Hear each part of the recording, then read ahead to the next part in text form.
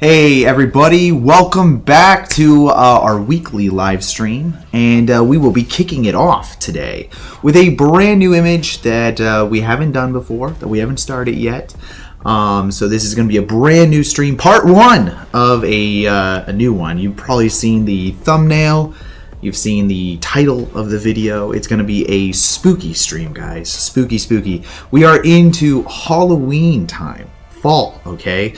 We got to do something scary. I feel like last week we went a little off the path. We tried to do something that was a little too, not scary enough. Okay, so this week we're gonna go back to our roots. We're gonna make something scary. We're gonna make something spooky, and we're gonna go ahead and get started. Let me mute this audio. I just, here's the thing, man. Starting these streams is crazy. It's like 10 minutes of me just filming random videos and posting them to the different social media accounts. I still haven't posted to Twitter or Threads.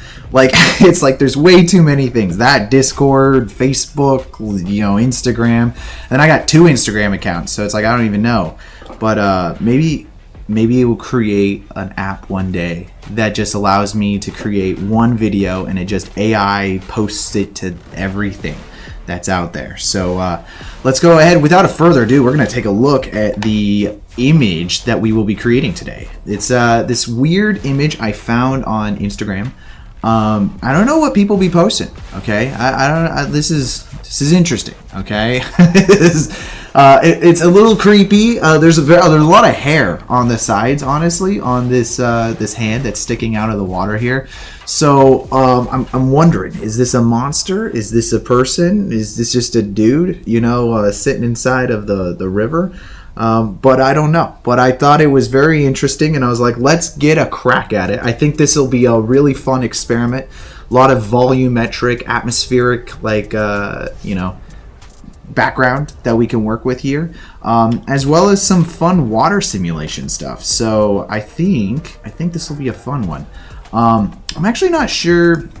Let me see. I don't know if on my blender here I actually have flip fluids installed. I might. No, I don't. So we're gonna have to do this all in vanilla Blender. I was going to today install it, but man, I'll tell you, today was a busy day. I haven't been doing this much crap since, I don't know, man. This year's been slow in general, just with work, but the strikes have really slowed everything down. But like today, man, we're just everybody deciding that they've got projects that they just want to do or something. I don't know, but let's go ahead and get started here. We're going to orient our camera, set it up. I'm thinking that this is probably going to be closer to like a 30mm lens here. We're just guesstimating. We're just throwing numbers out, okay? We don't know what anything is. I'm going to probably delete the cube, of course.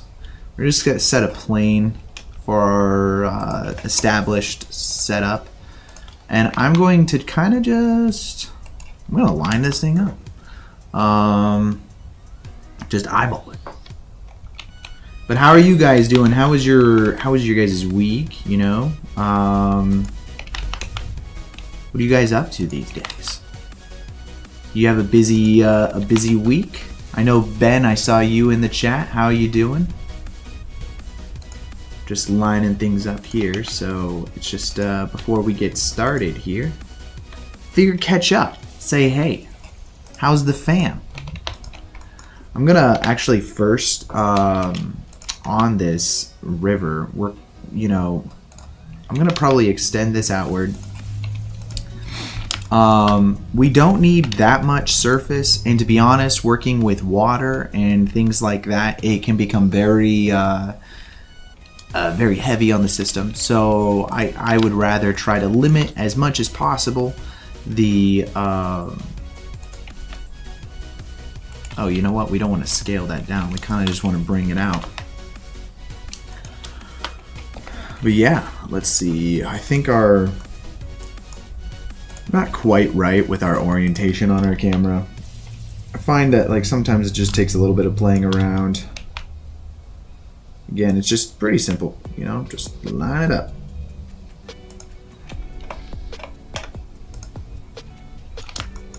Well, communication is very important, and that's what they say. I mean, I agree with what they say, but for me anyways, I feel like communication makes or breaks relationships, jobs, you know, just people in general. And I think like it's really important. I think it's real. Of course it's really important. I sound like an idiot, but is it like communication with like the employees under you, or communication with you know, just upper management in general, which I find sometimes can be a bit tedious.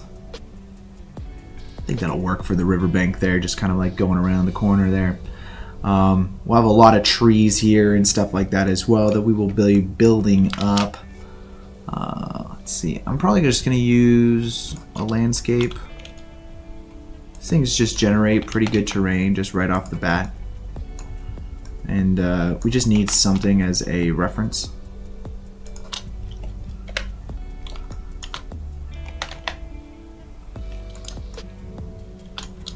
Probably just gonna keep duplicating that, something like that.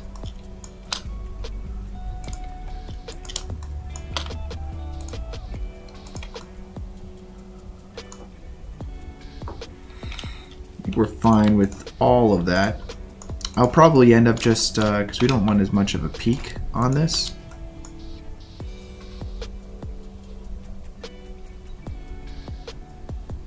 Your audio and video aren't synced. Your mouth isn't lining up with what I'm hearing. Dude, I swear. I think this is an issue that I had the other day. Let's reset. Click OK. Does that work better?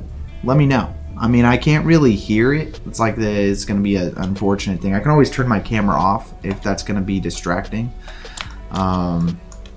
Then I'll have to figure that out later. But I recorded some like Instagram reel stuff and it was out of sync there. It was like 3 frames off. The weirdest thing, man.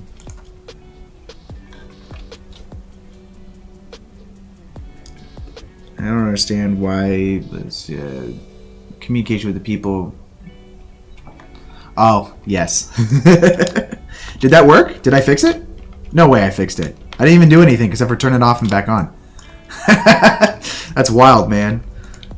Are you saying that's perfect to me or what?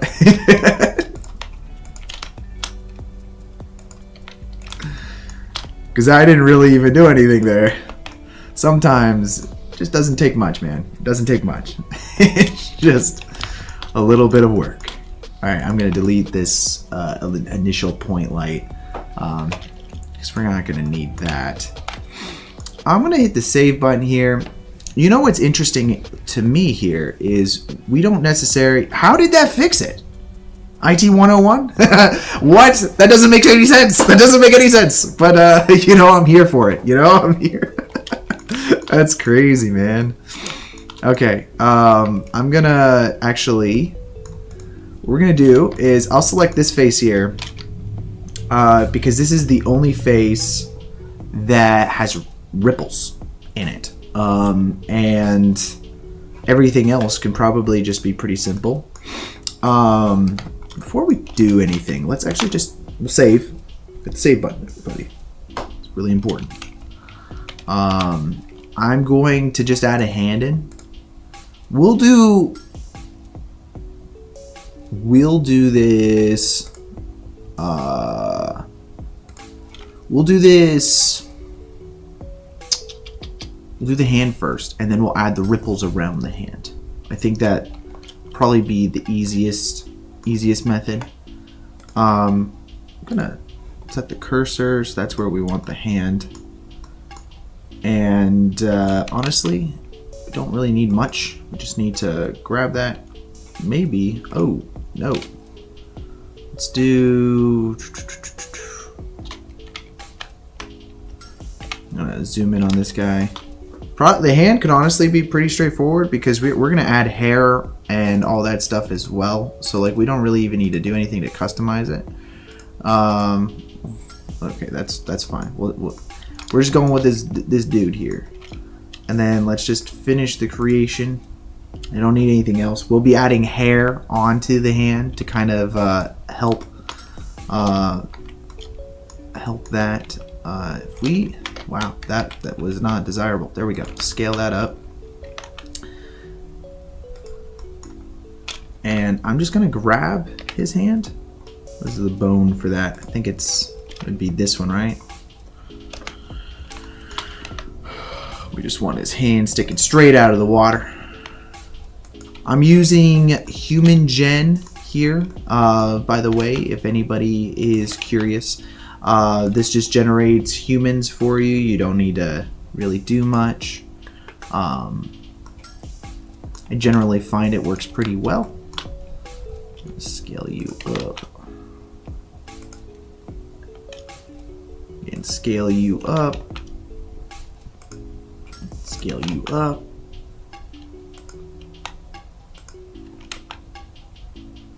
Yeah, about right there is fine. And I'm going to kind of just align it. I like the angle that it has.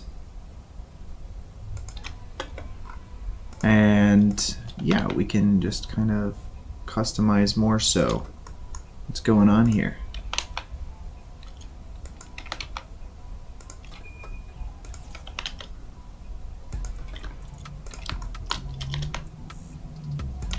Just line up the fingers a little bit. I do like the way the fingers are in the photo. It just feels very natural. A lot of times it's really helpful to have references shot. In our particular case, we've got a reference because we are copying an image. We are recreating an image. I ended up going to that comedy thing last night, Ben. I don't know if you're still there or not, but I went to the comedy thing last night and actually it was pretty good. Not gonna lie. It was my favorite comedy experience I've had thus far, as far as going to comedy shows. They did a great job. I definitely would go again. Which actually I almost went again tonight because they gave me another set of complimentary tickets. I don't know why, but oh man, would it be funny if his head was kind of coming out as well? Is that a bad idea? Can I even? I don't think I can. Because it's fine. We'll stick with this. And then we're going to have to start kind of, I think the best method is going to be kind of like sculpting in the ripples. Like not necessarily animated or it's not a simulation based. And then a lot of it's just shading as well. So, I think that's good. Let's hide these bones.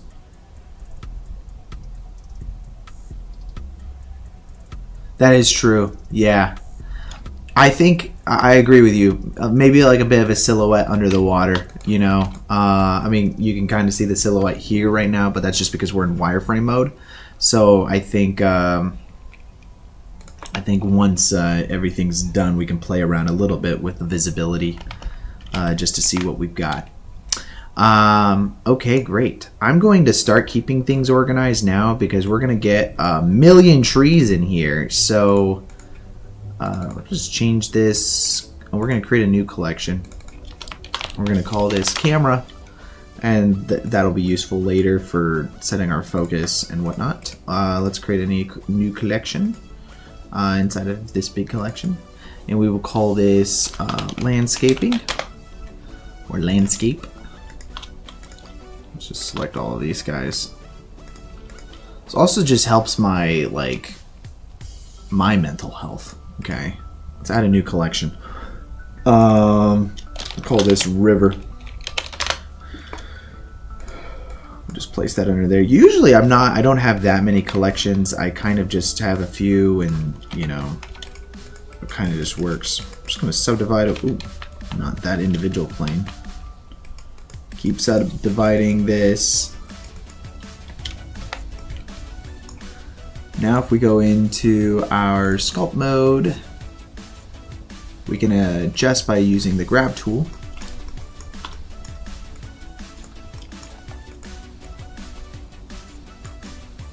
And then this can kind of create some ripples now, just manually grabbing these and moving these up. I'm going to adjust my view settings, I think, just so it's a little bit easier to see. We go to random, but then also use back face. Oh, they do kind of have shadow. That's interesting. So we're just going to mess around with this a little bit to kind of create some fake ripples. And we can always add in those small ripples that we're getting as well. But for right now, we're just going to add in like the displaced water. Kind of just make that move down a little bit. Let's see, object mode, shade smooth.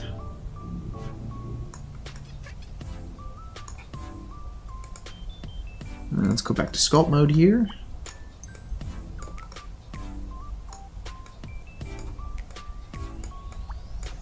Kind of the 1-2 punch. Lift it, lower it. And that kind of creates the offsets. Now, it would have been helpful if I had like custom like tools in here that had the ripple effects on them.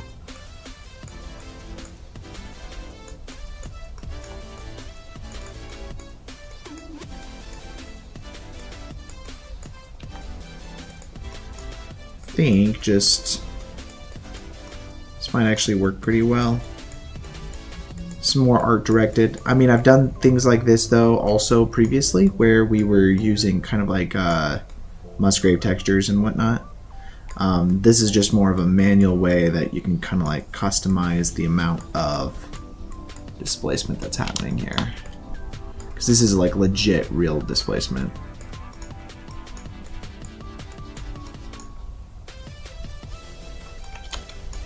Okay, probably not that high there.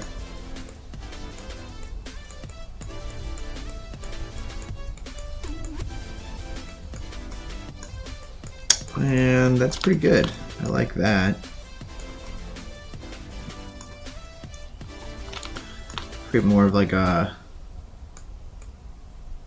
butterfly ripple effect that's kind of happening here. Let's just lift up in general this area. Kind of bring that down as well. Okay. I'm liking that. And there we go. More watery. And this will be enhanced as well by kind of some good textures.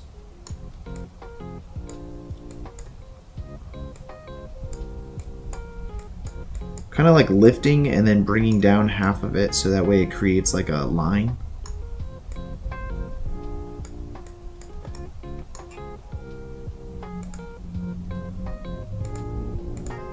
Let's turn off bones. A little bit easier to see kind of what's going on there.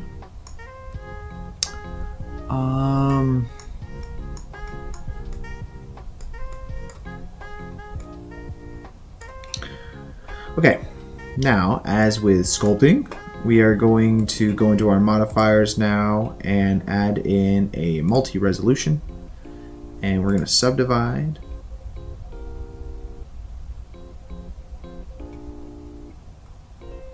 And in our viewport, let's view that subdivision. And that's going to give us some more detailed sculpting ability. I'm just going to kind of go through here, just lift up some of these really small amounts of wrinkles. Or not wrinkles, but yeah, wrinkle dribbles, water wrinkles.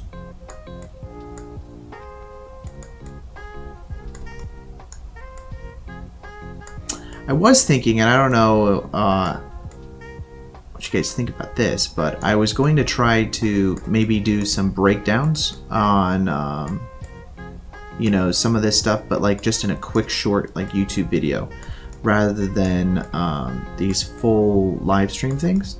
So after the stream is over, kind of just more in depth, do like a quick tutorial that breaks that down. And that might also actually work for my Instagram reels that I've been doing. Kind of just as some content. Alright, let's lift this up.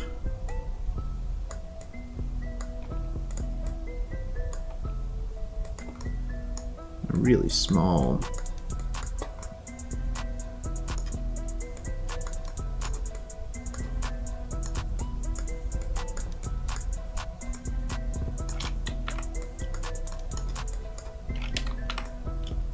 Okay.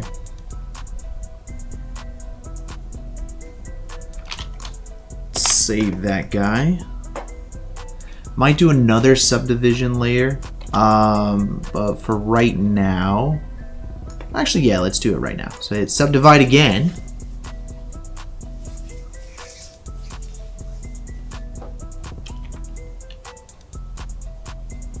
And do we think we should go with more of like a,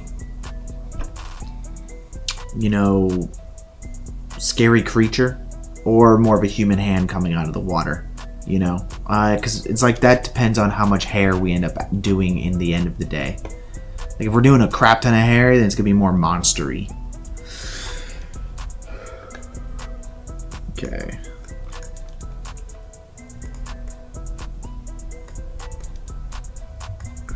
And now the trick is going to be to create the smaller ripples on top of everything.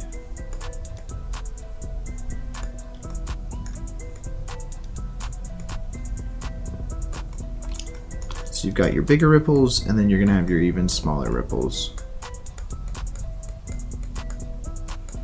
Just kind of create these bumps around the hand now.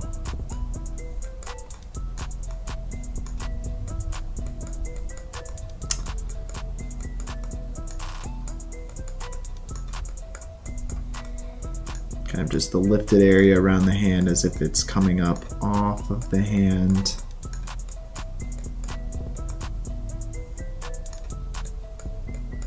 I'm not going to really see it from this angle, but it does help to add that little attention to detail because the way the water is going to be refracting. Kind of do just need it to lift up a little bit as well here. Now you can kind of see on this image here, we're making it look like the hand is penetrating out of the water and then kind of creating the displacement of the ripples. It's like kind of important to art direct a lot of these ripples to kind of feel like it's all coming from that area. So actually, whoa. Let me see that. Let's see, so if we do that, probably going to like smooth this out. We got scrape tools. My problem is I don't do a lot of sculpting in general, so I don't have these things memorized. Creases, smooth. I think we'll just do smooth here. We're gonna smooth here. We're actually getting rid of some of the earlier detail that we added. But that's fine because we can add that back in. Not too difficult. So if we use the grab tool again, just using the grab tool, since we already have the topology here.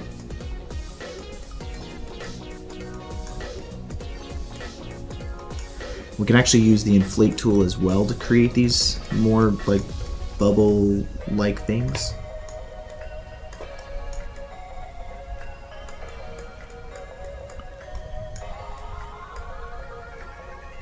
Or the blob tool? Oh, that's interesting. I like the blob tool.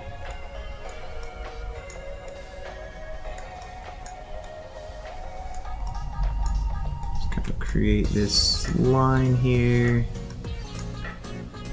Oh, that's really nice. I like that. It feels very much like a ripple. Probably gonna make that smaller though, but this will kind of give us that I love it. Be a little smaller though. And we'll just smooth that out a little bit. Maybe not so much strength. Well, there will be some fall off on the edges here though.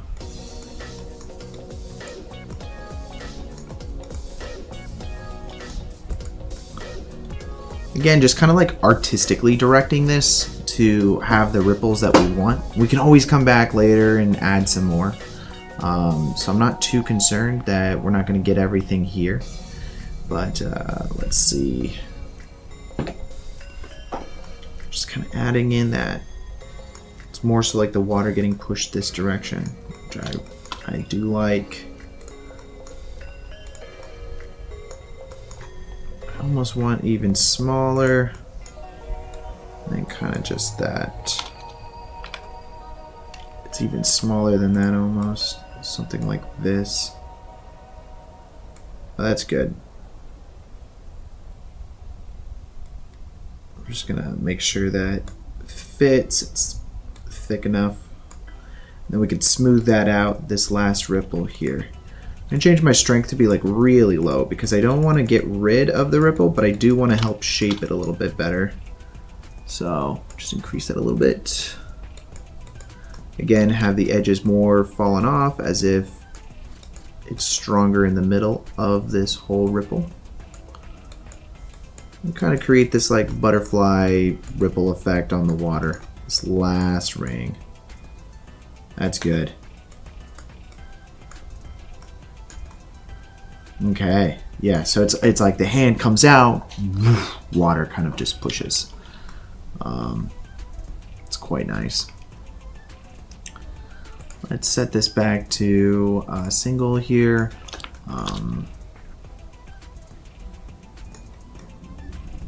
That's good. I like that. And we can add a little bit more displacement here as well because I'm seeing that this is kind of a bit smooth. So we're just going to add in some more blob kind of displacement that's going on here. Probably not so much. I think that's good. Probably a little bit there as well. Yes, I like that. Okay, as a grayscale, that's actually really coming along now. What do you guys think? What do you think? A little bit more around the hand maybe, or... Because you don't want too much. If you have too much, then it probably starts to feel a little mucky. So let's just, I'm going to smooth this out as well. Just a little bit, not too much. Just feel like right there.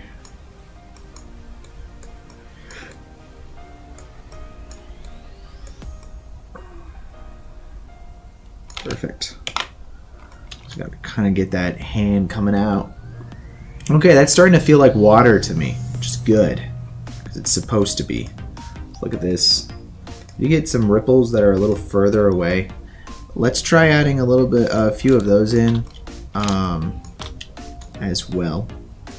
Probably like a ripple on this side. If we go back to our smooth tool now, just kind of make that a little smaller. Make my strength as well.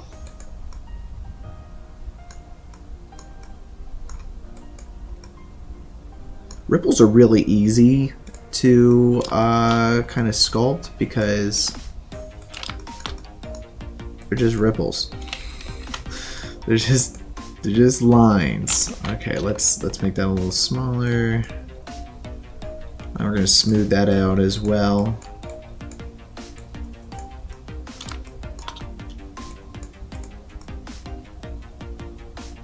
I think that's good. You also don't want it to feel like it's alone, so ripples can't be alone. They gotta have little friends. Little tiny ripples that are around them.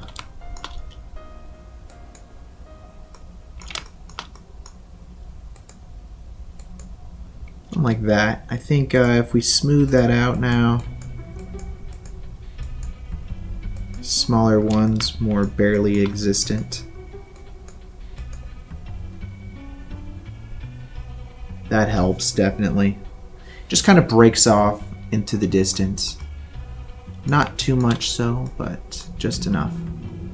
We're not going to really see this line, so I'm not too worried about it. But if we wanted to, we could smooth that out a little bit. Which I do want to, by the way. I was just letting you guys know. It's an option. Okay. Then, whoa, not that big. You make it a little smaller. Kind of just... maybe not so much, but I can just smooth that out as well. Let's change the strength to be a lot smaller.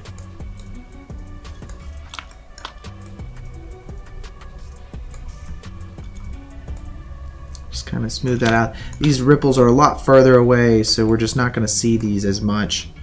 Probably going to change my strength to be quite a bit more. Just break that up as well.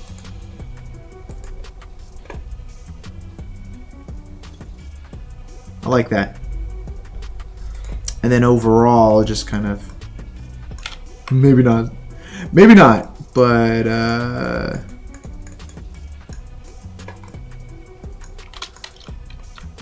let's not do a massive water just coming up over there. It might be a little distracting. Okay, that's cool. That's cool. I like that. Let's go ahead and save that. We'll go back into object mode here. Here's a great thing though about using multi-res is that we can actually just set our viewport to be something really small like 0, and then it's not multi-resing it in our viewport. So then we get really fast like ability to animate or move around, but we can always turn that on again if we need it. But in our render settings as well as in sculpt mode, we're going to see it as the correct resolution. So for right now, that should be fine. Actually, before I do that, I do want to do the shading of the river. What I could do is we'll just disable that for a moment. Let's change this from Eevee to cycles. Change that to GPU. Perfect. And you know what we're going to do today? We are not. Whoa, that is bright as heck. Let's find. I'm like nuclear on the screen up there. There we go.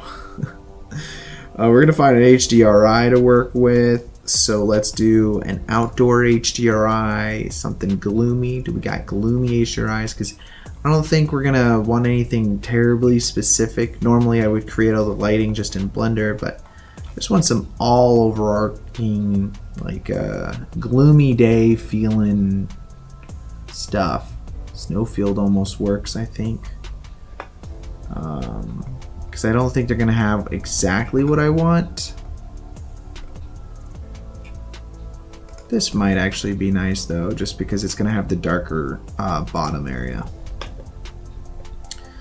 So let's go ahead and save this. And then we can load it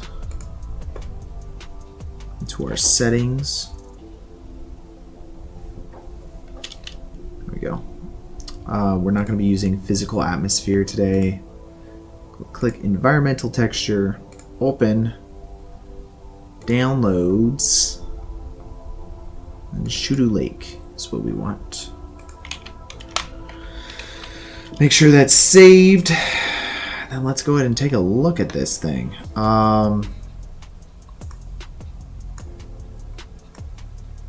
Shudu Lake is actually pretty nuclear. Is that because...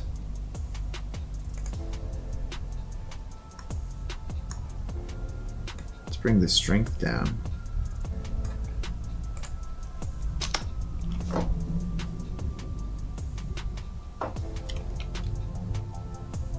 Okay. I think generally speaking, this might work. Probably add in a spotlight.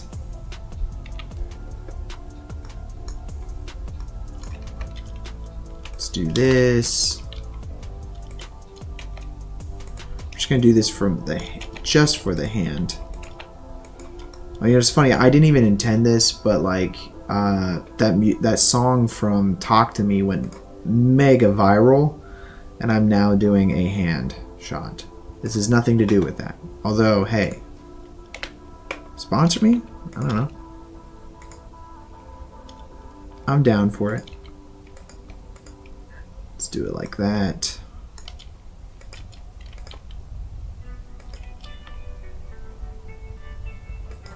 Just for the hand. Just want the edges to kind of like be clipped a little bit. If I go into my human gen settings though, I'm going to want to turn on, let's see, creation phase backup, surface scattering turned on.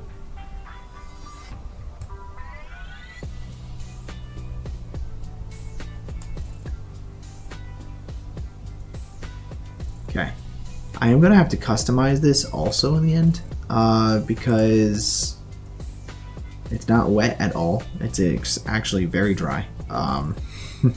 So let's we'll work on that momentarily. But for right now, we're gonna work on the shading here for the water.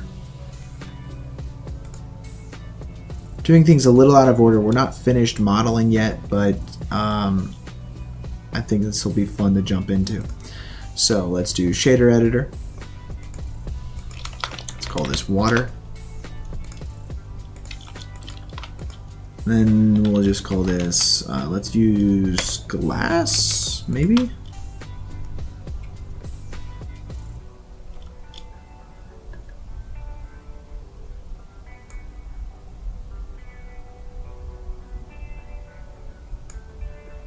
I think that can work.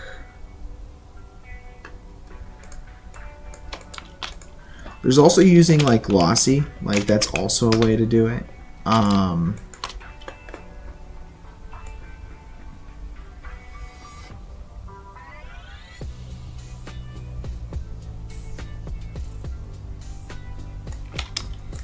You're not really getting your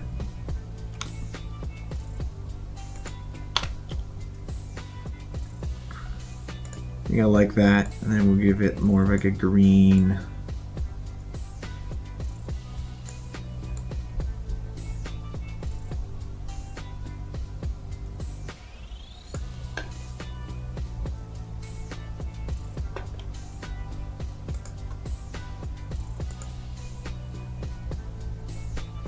Okay.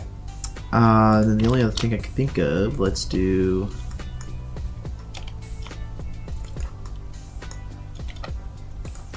Let's put this back here.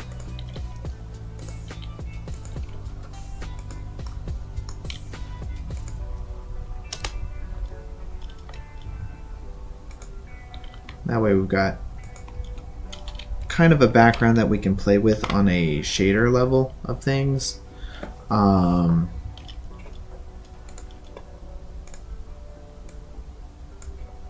For instance, let's go in here.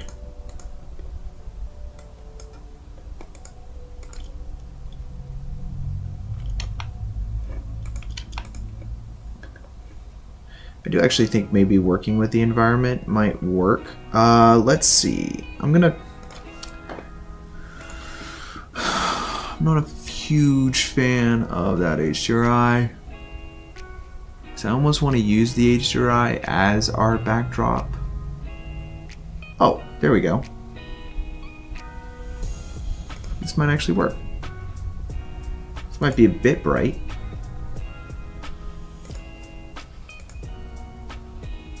We'll load that. Lighting is just going to be vitally important on this render.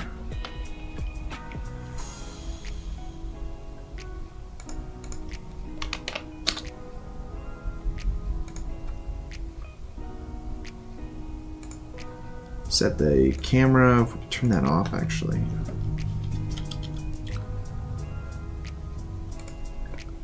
We might even be able to grade it a little bit to get it to be more of the color that we want it to be. And then I'm gonna go in and let's see.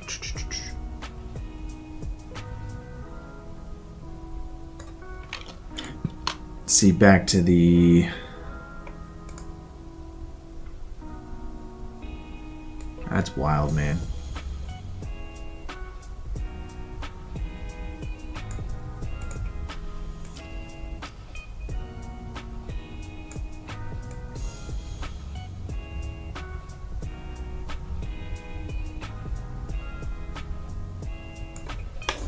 Then we're going to want to do some shading techniques to kind of get those little bubbles that are going to appear on the water as well. We're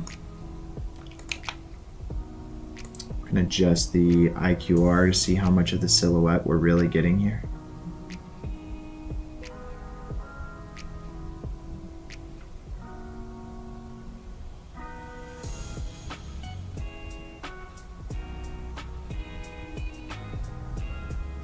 Think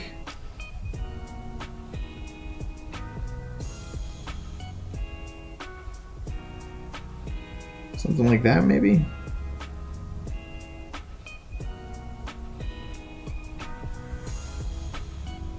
Okay. And for the water, let's see. If I do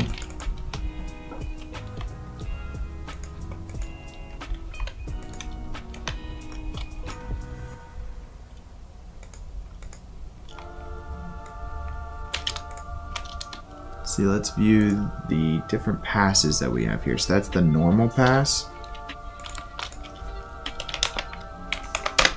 They have a normal map.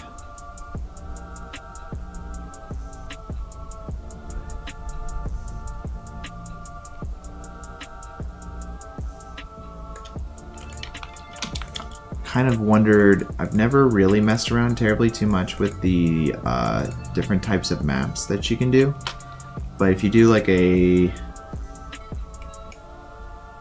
how do we go about doing that? Oh, interesting. So if a normal map,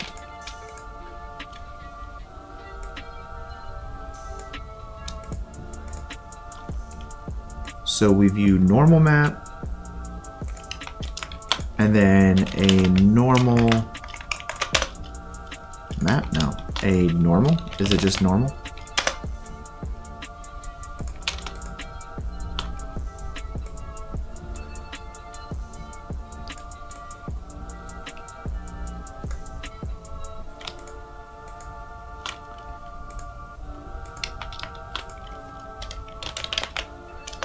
So it just gives us straight normal. And then if you use a math node to view the difference, can you do that? Divide. So you're going to divide, no, you're going to take the normal and then you're going to subtract this normal. Yeah, dude. Okay, wow. I just came up with something. I was going to, because like normally sometimes I might Google these things, but basically I'll walk you guys through what I just did here. So if you take normal, this is going to give you the true up of normal, which is straight up. We have a texture coordinator right here, and under normal it has the pure up, which is this blue area, and then all of these other colors. Normal maps or normals in general are basically the direction in which a face is pointed. Let's see. I don't know if you're on my stream, Veeth. Let me respond to you. Yes, I am going to eat after the stream is over. I haven't eaten yet. But anyway, so what I did was I took our texture coordinates of the normal, which I'm viewing right now, and then I took this, and then using a math node, I just subtracted from the texture coordinates the normal. And that gives us only the area that is not the pure up version of the thing. Actually, I could customize how much of this is viewing, like by that. And this is actually really cool because since I'm going to be customizing a lot of the way this shader works, I can actually do that manually, not physically in the actual system. So yeah, so let's go ahead and do something like that. First of all, let's add in some bubbles. I am sure that there must be, let's go to Polyhaven, find textures, Please, please, please. Please, please, please. No? That's unfortunate. There might be a way for us to water bubbles.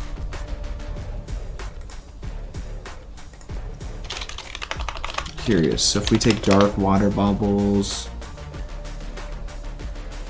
I know Action VFX has some stuff. I just haven't taken the time to actually look at it. They just released it, I think. I want some surface. Yeah, some surface foamies. Look at that. Look at that beaut.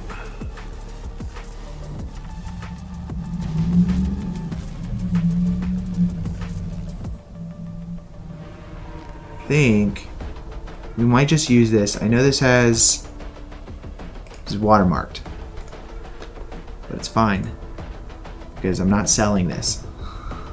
Not even making money off of this. Anyone use? Yeah, that's fine. So let's grab this texture now.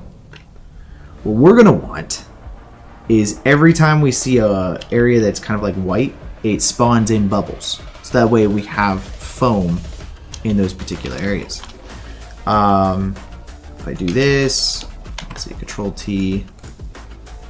Let's add in a math node now. This is kind of fun. Normally I don't get to like just experiment like this, but this is quite enjoyable. Let's do that. Okay. And if we're viewing our image, we only want the white bubbles. I'm not sure. Let's use a math node. I'm not quite sure how to do this actually.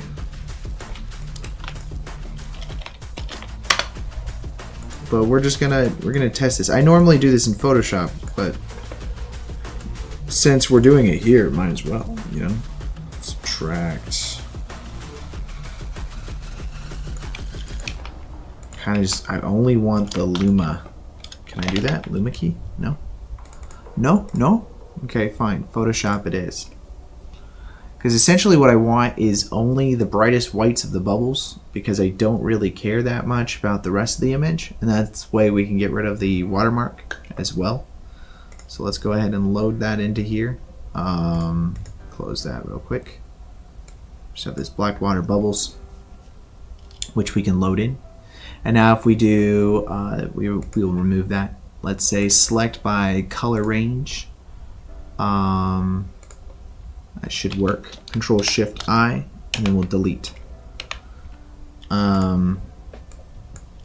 Let's just put black in the background. Yeah, so now we only have the water bubbles here with a few clipped out areas, so we might actually want to fix these. Nah.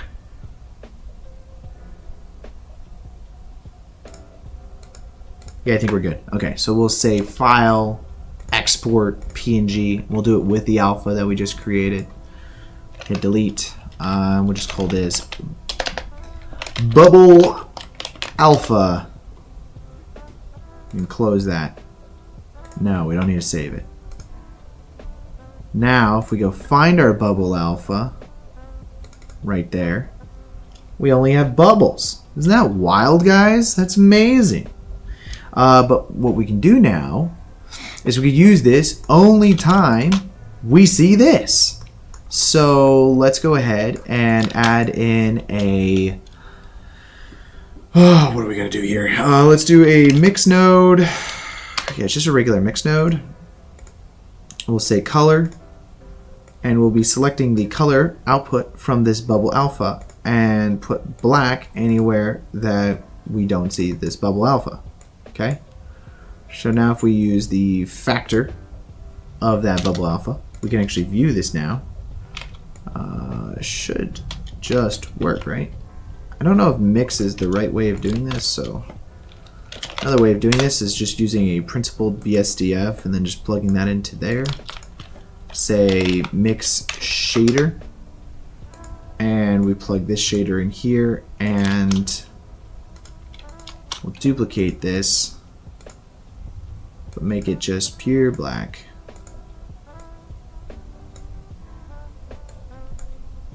And now, using our masking method, that potentially could work.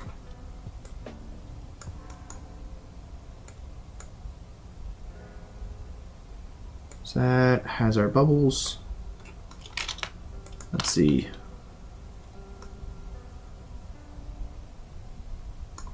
All seems fine and dandy. Now if we take this and then we say, is it levels or color ramp? Yeah, color ramp. Let's just use that here.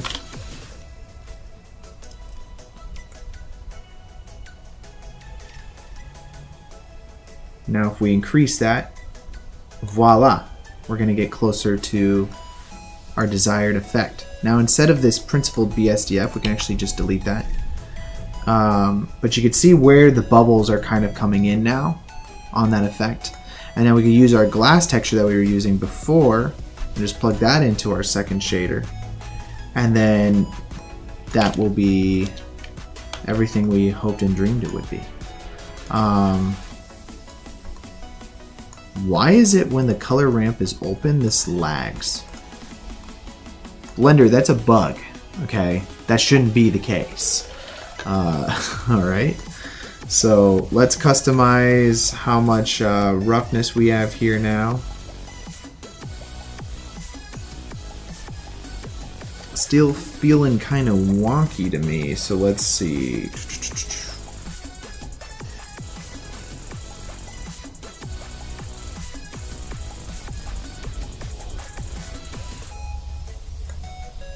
Thinking roughness though, let's see, let's bring that down.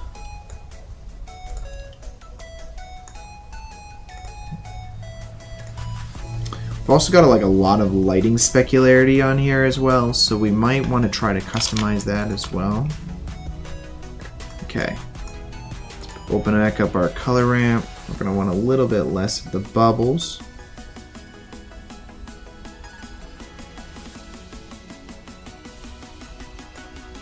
Something like that should be fine. And then the only other thing is we can customize the actual principled BSDF here of the bubbles. So let's remove the specularity because we just want pure bubbles. And then maybe we can increase the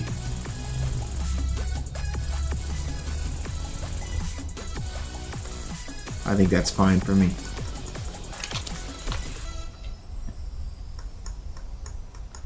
And now if we bring back in a little bit.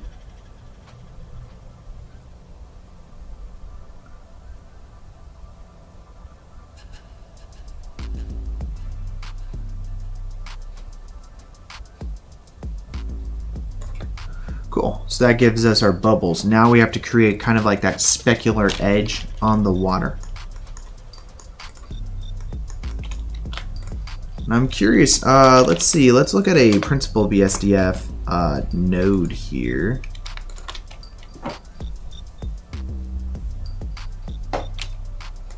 And then let me, oh, whoops.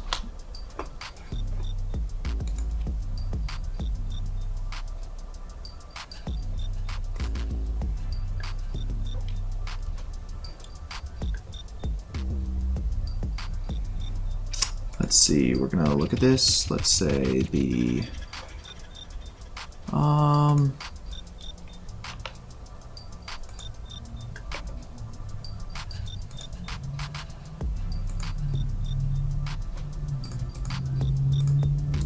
gonna select, just want to test out something real quick. Do fluid,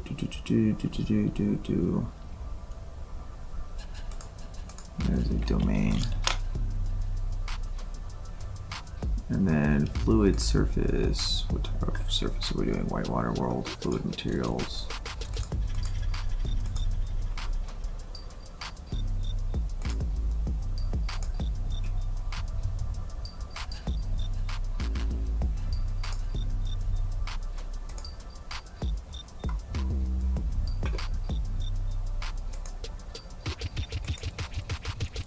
Sorry guys, 1 second. I'm just adjusting something on my screen up here.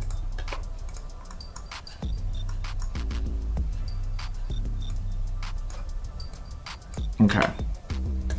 Now, if we were to go into here, let's say set this to a slight blue, set like subsurface to like 0.5, and then give it kind of more of a murky, greeny kind of like undertone for the water. Let's see, a little specularity. Let's turn the roughness off, the sheen tint, clear roughness is fine. Transmission though, let's turn that all the way up. Okay, great. Now on our actual color, we can customize this a little bit more. Let's just make this a little bit darker now. Let's increase the specularity. And I'm thinking as well, let's add in a light.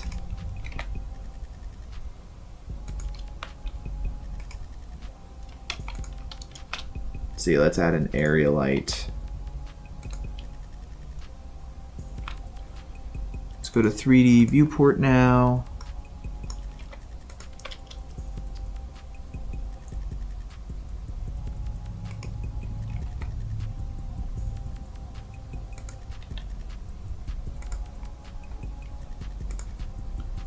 Let's turn the strength up on this light. Something like that.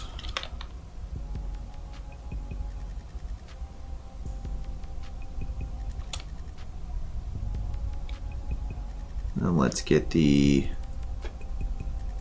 overall specularities to there.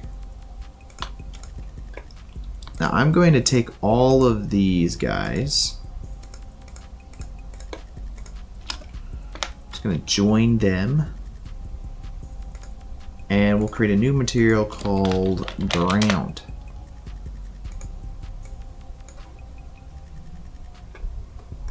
And furthermore, let's create, I just realized we didn't do this either. Let's add a plane, move that down somewhere around there is fine. Scale that up. We have to create the riverbed floor.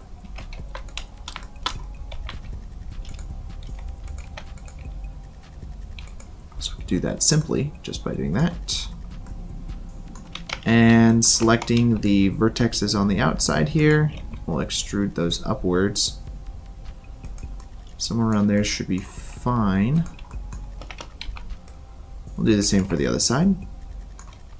Extrude that up. Luckily, just not going to see that. And let's call that ground as well. Actually, we're going to call this riverbed. We'll give it its own texture. Go ahead and save that. There we go. Now that water is looking quite a bit better. And not as visible now. The reason why he was so visible before was because you just could see infinitely down in there. So let's adjust our shader editor here as well. Let's see. Let's go ahead. Let me. Whoa. Too bright, guys. Too bright. Oh, I like this song. This song's a jam. If we increase the subsurface, I think that just allows us to see a little bit more of like this undercurrent of the water. Okay, great. So this is going to be our principled BSDF that we're going to use instead of this glass shader. But we're going to keep what we did before with the bubbles. So if we plug that into there, we'll now have the same new water texture that we created, but with some bubbles. The only thing I'm going to want to do on top of that, let's just close these. The only thing I want to do on top of that is just make these bubbles a little, well, They need to be smaller, or do they need to be just more randomized? There's a tutorial. I just didn't get a chance to watch it yet, but there's a tutorial that kind of like randomly spurts your textures, so that way it feels like there is no repetition, whereas we have like a bunch of repetition here. I don't know how to do that, but that is something that I do want to learn how to do. Okay, it looks really good to me as for the water. As far as the water is concerned, let's go ahead. We'll go to our collections here, hit new collection, call this lighting. Yeah, lighting, and then we'll grab our area, we'll throw that in there, and our spotlight. Throw that in there as well. Our spotlight, I'm almost wondering if we went with like a different color.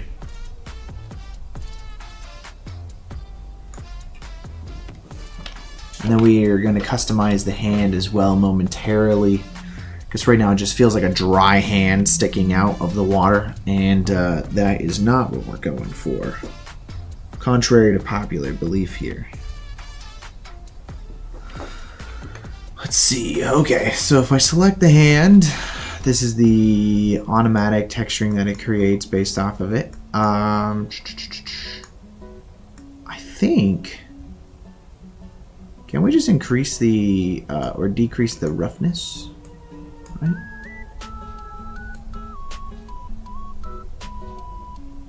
Yeah. That should work. And then, also, let's see, we can adjust the...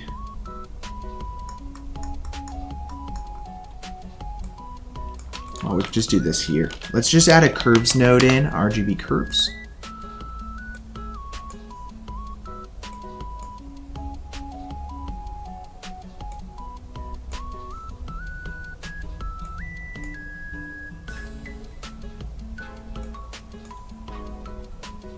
There we go. And then I'll be adding some like, I don't even know, like just some stuff like stuck on the hand. And that's just, that right there already makes it look way more wet. It does look wet, right? It looks wet. I don't know. And then we can start adding in some of the leaves and stuff on the kind of back area. I do think the silhouetted effect from the spotlight works really well. Let's go back to the 3D viewport here. On this side, you guys can't really see this, but I'm just going to duplicate. I'm just going to create like an edge light on both sides of the hand.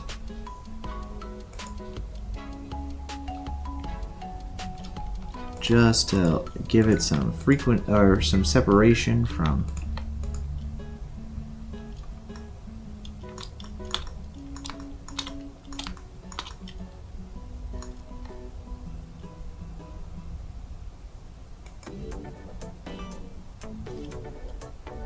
Oh, that's weird, man.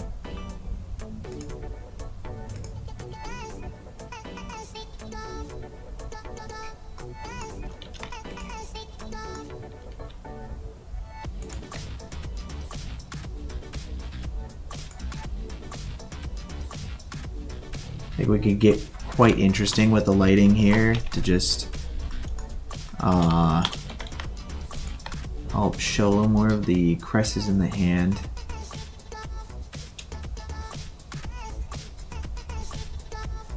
Might half this lighting or make it much less.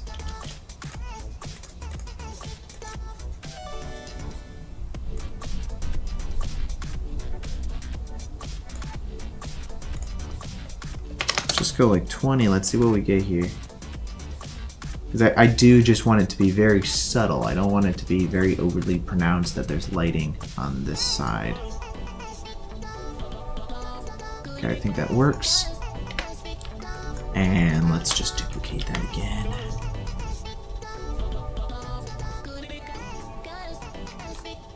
Oh, that's good.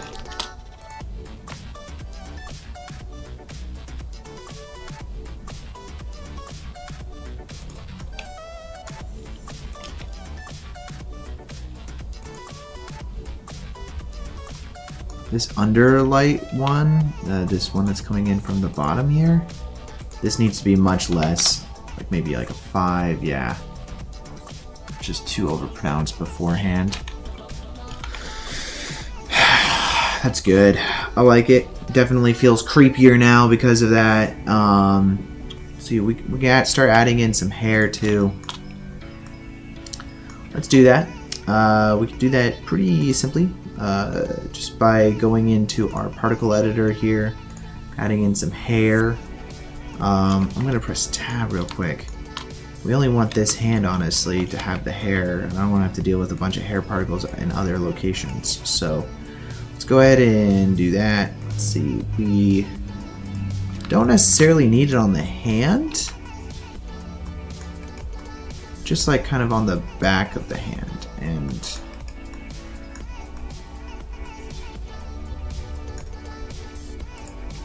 let's do that.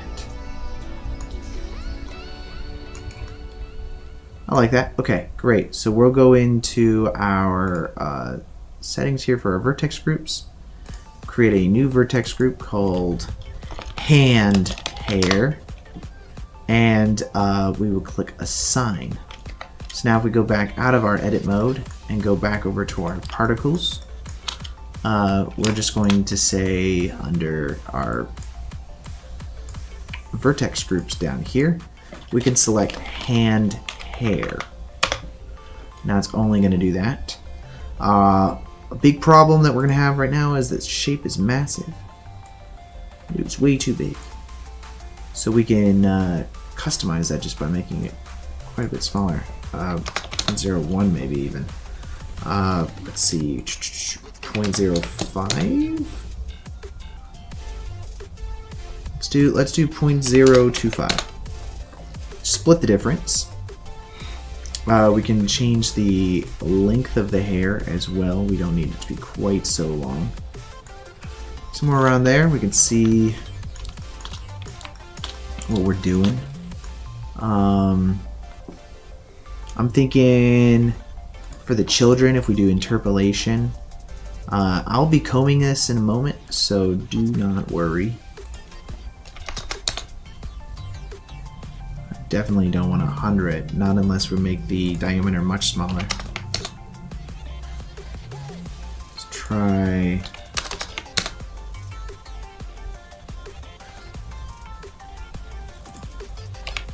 I do like it smaller, but I needed to have less hair.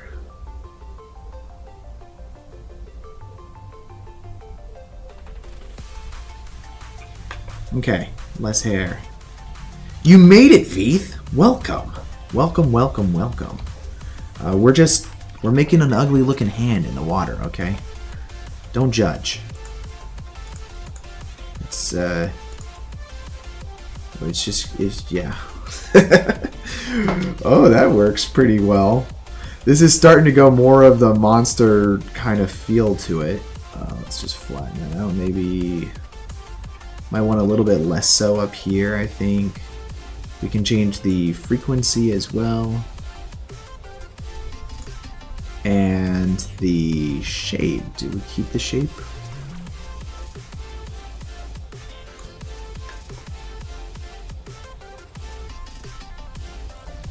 Who modeled for it? Well, this was a picture of your hand.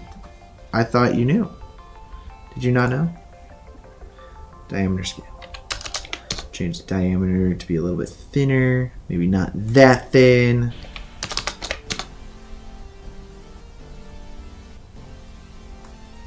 This is a self-portrait, really. I didn't want to say it, but it's true. Let's customize this a little bit. Actually, this is going to be down because he's coming out of the water. Think about physics here, guys.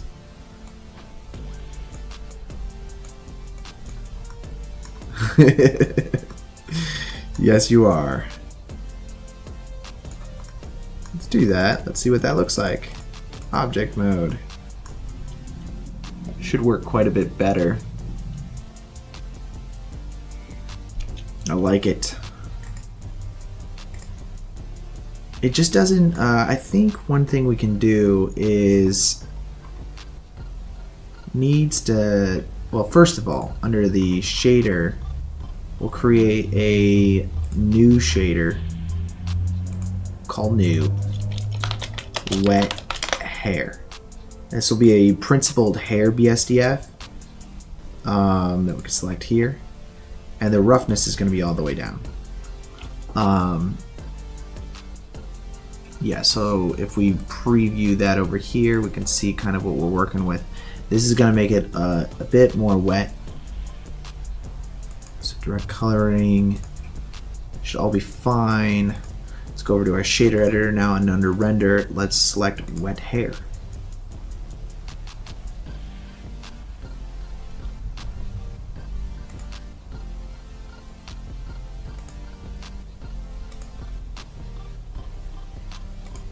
I think actually not absorption, we need melanin, and then I'm gonna have all the melanin added to it, and then the hair itself, let's do some clumping.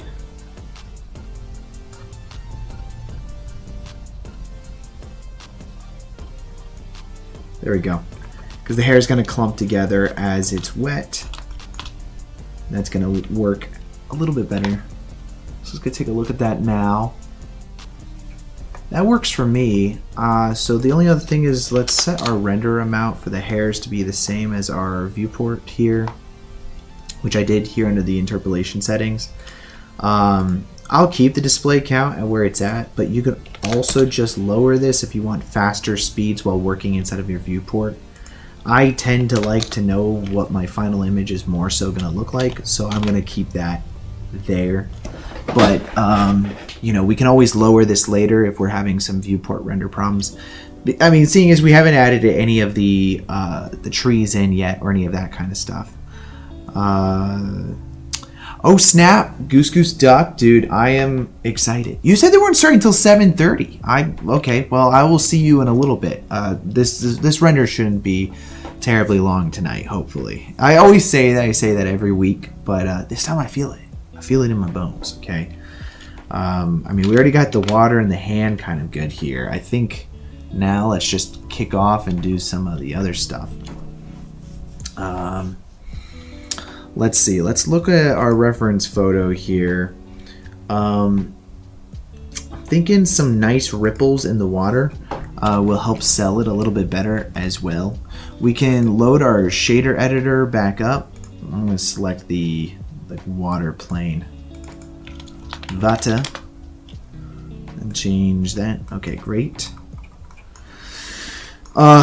So on top of everything that we have going on already, let's add in a noise texture, and let's just view what that noise texture is doing here. We can kind of scale up everything here. The noise texture is going to do is it's going to follow kind of like all of the crevices that we already have, and kind of just like create lines around it, which is great because we already made our ripples manually. So this is going to kind of just accentuate that on top of everything else. And if we move that and just plug that into our displacement while viewing this here, you'll notice that we've got this insane amount of like ripples that are happening. We don't want that. Instead, we're going to want to add in a color ramp and plug that directly into our noise texture. Hello. Dude, I swear these color ramps are like kind of fricked up. Let's plug this in. Thank you. Jeez, that's wild. And then for the whites, we're gonna just bring that. Actually, first let's just do this. I kind of limit the amount of ripples that we're going to have by cutting in like so. And then if we change the detail from 2 to 16, this will kind of just give us a little bit more of a fall off that's happening on each ripple effect that is going on. And then we can adjust the roughness as well. I'm thinking, let's just make this full rough, or close to it.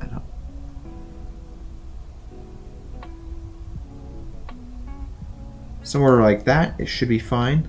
Just kind of getting like these little water speckles that's going to happen throughout. And if we take that, we'll close this. Yeah, that's wild. That seems like a Blender bug to me. But we're just going to plug that directly into our displacement. And if we view our mix shader now on top of everything, it kind of creates like all of these specks and dots that are kind of everywhere, which is really cool. And it's kind of like a free effect that we're getting out of it. If we actually take this and then invert, let's see, that'll be better because it's going the opposite direction. Perfect. And then now the only thing we're really going to want to do is kind of make this a little bit less contrasty. We could do this a few ways. First of all, if we just view this color ramp directly, we open up the color ramp, we can adjust the white setting on it. And we'll just bring that down. Just gonna kind of make it somewhere around there. Just kind of dimming that white. And there we go. That's gonna give us our nice little kind of floaties that we've got going on our water. And that, again, is just adding to that realism and kind of just adding in a little bit more shading and texturing that's happening on top of everything else. I'm going to close this color ramp and kind of move this down here. We'll just hide all of that just to keep it a little bit more organized, just in case we have to come back in here. Okay, great. So now that is about good. Let's start working on this ground material over here. Okay, first let's do this. I'm gonna go into edit mode, and inside of edit mode over here, here's kind of like a trick. We're gonna go to solid view. Let's select everything we can see.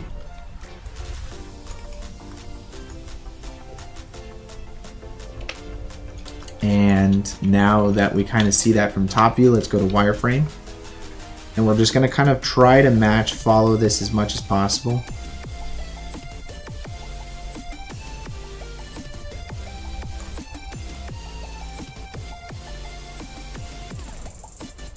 The trick here is that don't necessarily need that, I don't think. I'm going to try to limit the amount of grass that we're dealing with. Okay. I'm going to select the whole thing back here because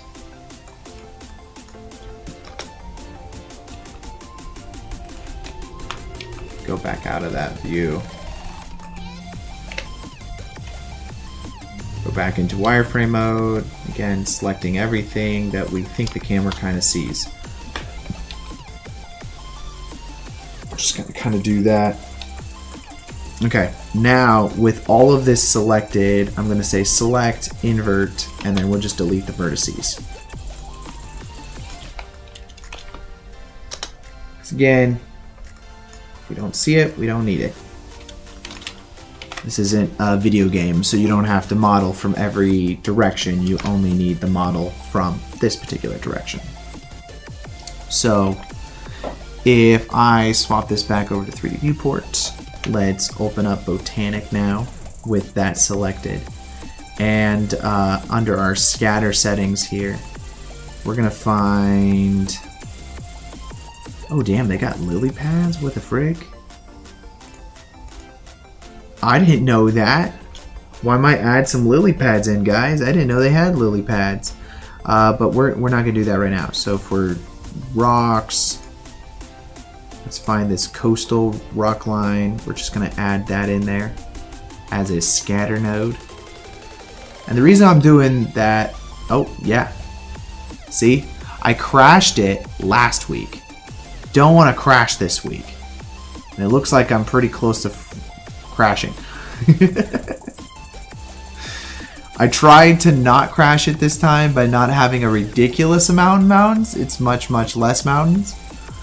Display percentage is set to 100%. I might even lower that. Let's see. I don't want to crash it. I prefer not to. But here we are. Water break time. Always reminder, guys, hit the save button. Okay? I think we should be good on this, but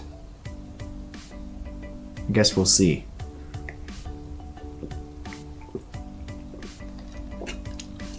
Last time we tried to add, I think it was like 67 million rocks to a scene.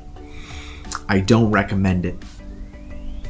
It was very hard for my computer to do that. I actually think we're having an issue here. Sometimes the scale of the scene can be whack, so it thinks that the world is, or the environment is larger than it really is.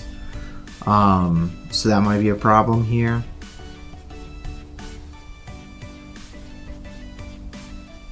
Potentially.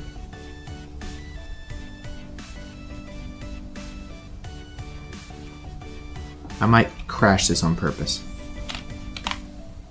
Yeah, let's crash it. I just don't like waiting. See, for me, it's a thing, man. I don't like waiting. Well, firstly, I also think I saved decently recently. That's the first thing. And the second thing is Blender has a really good autosave. Recover, autosave. And this autosave was from 53, whatever, 4 minutes ago. So it lost the whole thing where I was selecting specific stuff. Which, by the way, I guess just didn't work anyways. So let's go back to our 3D viewport. Go into camera view here. We're going to select everything.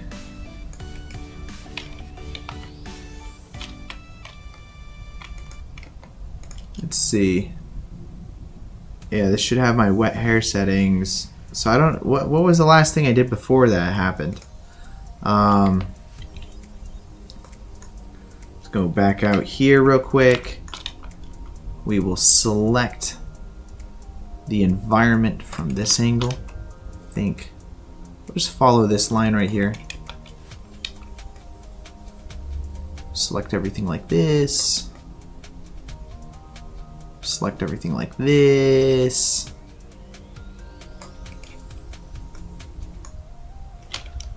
And then we will invert everything. So select invert, delete.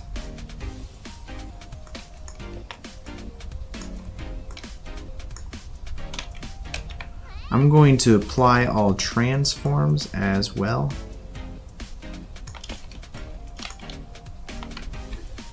Now, does that adjust my underwater at all? Not really. Because that was something to kind of be on a watch out for. Let's go ahead and save that. Then, with this selected, let's go ahead and, first of all, we're going to turn specularity off because I think that was part of the issue with the mountains being brighter. Okay, great. Now with this selected, let's go into our botanic settings. Hit the save button again. Let's add in, not our display percentage can be pretty low. Let's do weeds, and we'll do tall. So let's go ahead and add that in there.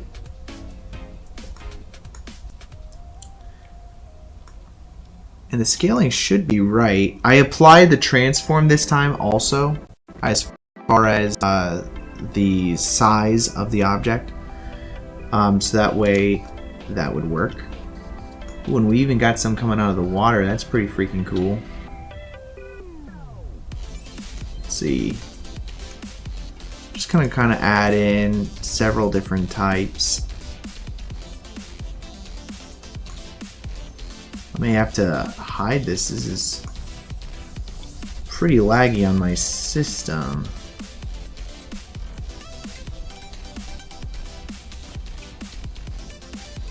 Set this to solid view so that way it's not trying to render it maybe.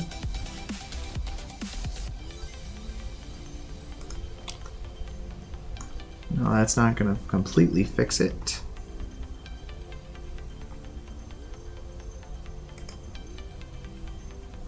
Let's go to our scatter node settings down here and then just turn that off. Visibility. Even though that's correct. Okay, so let's go ahead and add in another one. We'll do another weed set. Let's do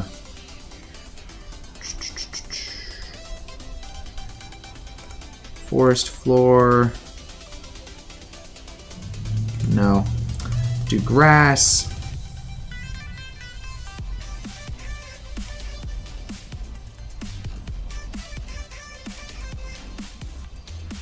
European meadow seems interesting to me. Let's do that.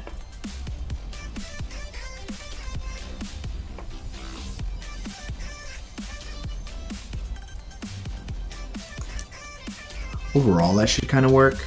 I don't really want to view this just because of how laggy it is on the system. I don't know why the system's so laggy today. Because I was doing this just fine last week or 2 weeks ago when I was doing a lot of like grass and stuff in the scene. But that's fine. I think maybe, is it this guy that's causing the issue? Let's turn that down. Save that. Maybe there's just so much going on in the scene. No, that still doesn't fix it.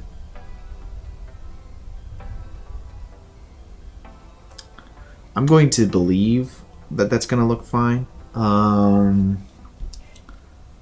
Otherwise, actually, I could probably just turn this on. I just can't be rotating around inside of my setup here. But we'll add that in, both the grass and the weeds. Hit the save button, guys. And then we'll hit the kind of like the render view button as well.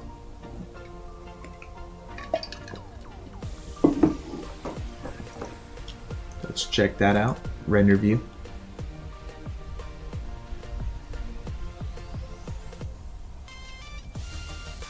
Saved. That took a second.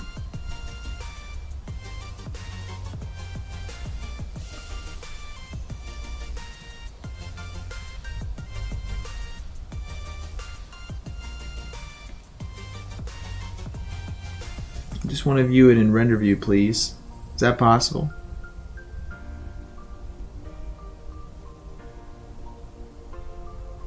And this is where it freezes again. I might have issues with displaying the grass in render view. I just wanted to kind of see it to see what we're dealing with here. It's not bad. The ground itself, I'm not a huge fan of. So we'll go to 3D viewport here. We can customize that though without seeing the grass. So I might, oh yes, I might just turn off the display settings for the grass and the weeds. And then we can customize just the shader for this ground here. I think it's just a little too light. So let's go to our shader editor and we can customize that here. I'm not a fan of this texture, so we can actually probably just change it back to ground. And we can create like a custom mud texture. So let's go ahead and just do that because, you know, I like doing that. So terrain, let's find more of a foresty, muddy kind of texture.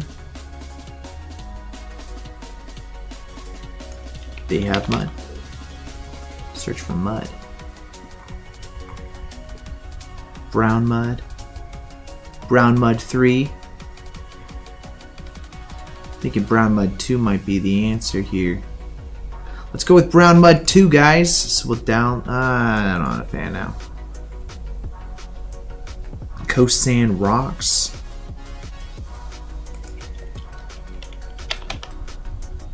We need a mud category. Aerial mud, brown mud dry, burned ground. Let's just go with this brown mud. The sludgy mud. The sludgy mud. I must have gotten this texture before. Let's unzip this guy. It's like the first texture of today, actually. Textures, we want the diffuse, we'll grab the displacement over here, the specularity, and then the normals. We can just view what we got here. Let's plug the base texture in and then the specularity as well into the specularity tab. If we view the specularity, we should see it, but we're not. So let's press Control T here. To kind of create ourselves a texture coordinate mapping system thingy.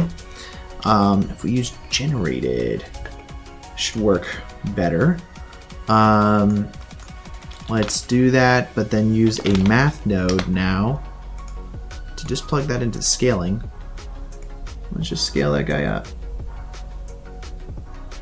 I think that's probably going to be good. So if we plug that into our vector node there, as well as into our normals vector, just plug the normal into here. We'll need to use not a normal. A normal, that's what we were using earlier. We use a normal map, and it should work better. And then our displacement, we will use as well, but we're first going to plug that into our mapping node. And now, if we view our principled BSDF, we will get a lighter texture there that we can now customize. So let's just do that. RGB curves. I'm going to view this specifically. Probably make this a little bit darker, more contrasty.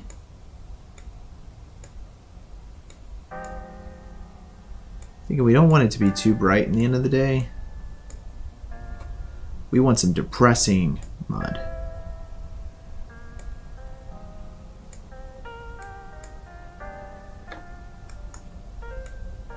Okay.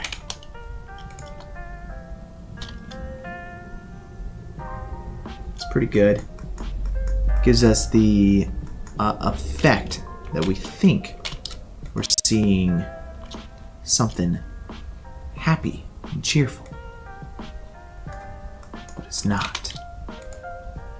To use the might actually take the specularity. Oftentimes the specularity is the invert of the roughness, so we could just do that and we will get more of a roughness on top of that. And I think that works pretty well. We're gonna add a bunch of trees in, so we're barely gonna see this, but having that texture there will help, because if anybody does see anything, we don't want them to, just see some plain brown texture that has no life to it. So we'll do that, and let's go ahead and start adding some trees in. So we'll go into our 3D viewport here, and we will add our cursor over there. And now we're just going to spawn individual assets, honestly. Not rocks. More trees. We're going with kind of like them creepy, tall, skinny trees with weird arms. Eventually, I will memorize the names of these trees, but that is not going to happen today, I'll tell you. Okay, I'm gonna duplicate that there, and then actually before we do anything, because this just drives me crazy, I don't like this texture. Where's the what? Tree. Can I not change your texture? Is that not possible? Do you not have an editable texture? I feel like you should. 3D viewport. Convert to editable. There we go. Overlay. Can I just make you darker? Is that possible? Yes, it is. I didn't have to do what I was gonna do, and that makes me happy. We don't need snow, so we can just remove the snow entirely.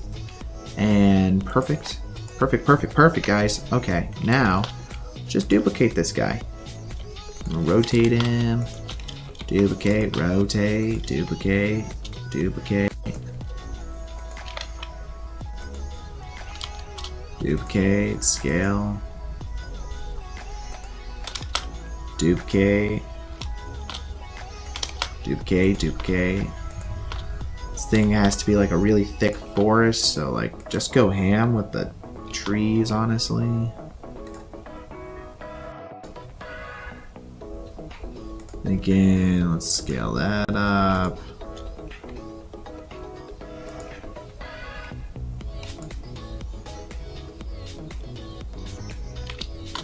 Alright, that looks cool to me. Just select all these trees. Just gonna duplicate them. Move them to the other side.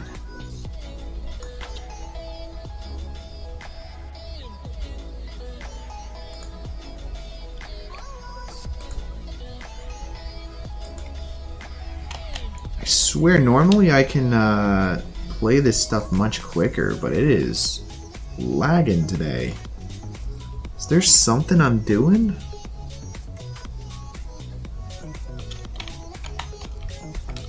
It's going wacko here. Is it this? Is it this? It really shouldn't be anything. Alt H. Is it... Oh, you know what? Let's see. I have shadows turned on. Oh my gosh. You guys, that was crazy. I was like, what's going on here? My computer's so freaking slow right now. Shadows, not a good idea. I rarely ever use shadows, but I was like, oh, well, that looks cool. It's a nicety to have shadows, so let's do it. Oh, I bet you that's why the it was terrible. I added all those weeds in, and I couldn't move my cursor. Like the whole computer was crashing. Wild. Okay. Let's spawn a new asset. Now I'm done with that tree. I've exhausted that tree. Let's see. Got these kind of like smaller-ish trees that we can work with.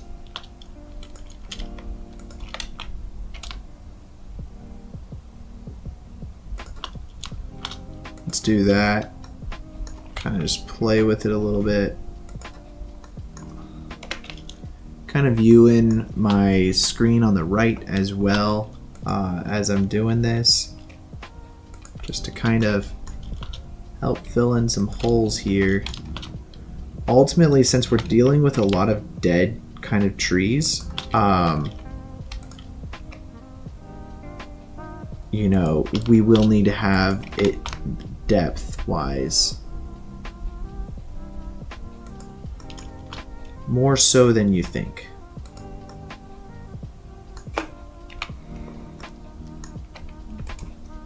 Awesome. And let's see. Don't know that.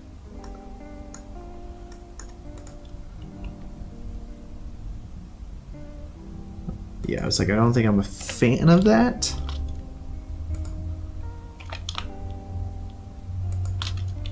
Okay, great.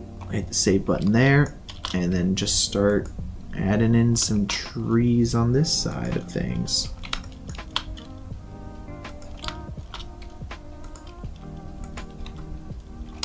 Again, it's just kind of filling in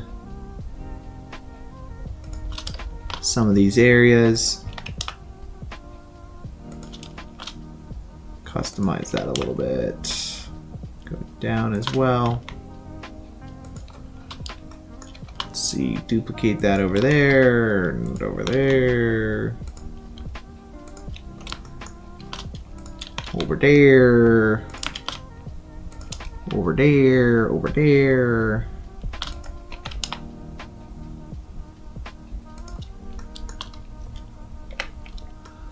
Let's grab that, and actually we're just going to keep this far away. This is also going to be out of focus, so just duplicate everything.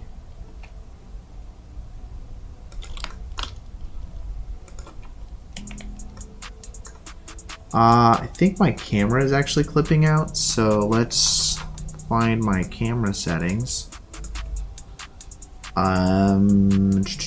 Viewport display, no, it's the end clipping settings here. Increase that to 10K. Much better.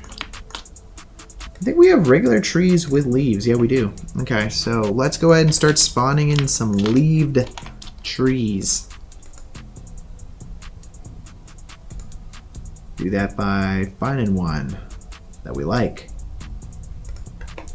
Let's do this guy. Oh, whoops. Let's do this guy. Let's add him.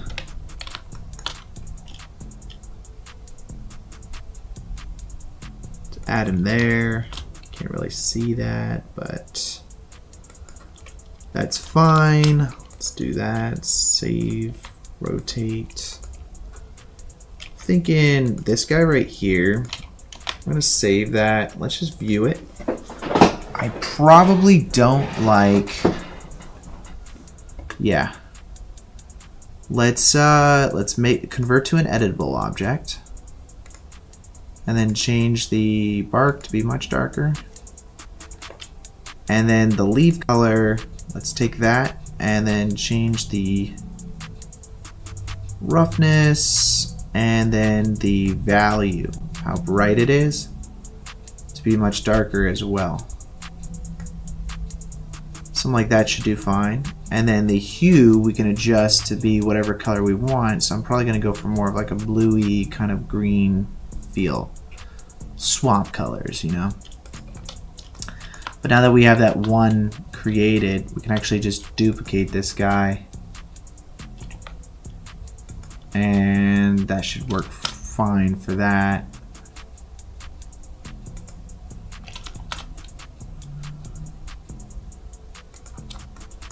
I'm just going to duplicate it all the way down. Let's move that down as well. Just kind of filling in the back, you know, like section.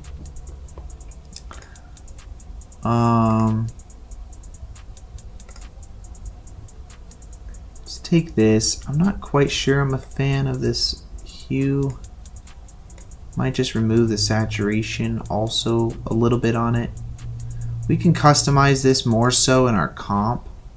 So don't get too caught up on like trying to make the 3D scene exactly what you want. But you do want it to be decently close because, for instance, a lot of the reflections that are happening here, you can't really customize those later. So let's do this guy. We'll convert this to an editable object. And again, just kind of make this a bit darker. And then the snow amount, we're just going to lessen to pretty much nothing. And if we convert to an editable object, again, actually select our bark that we already did.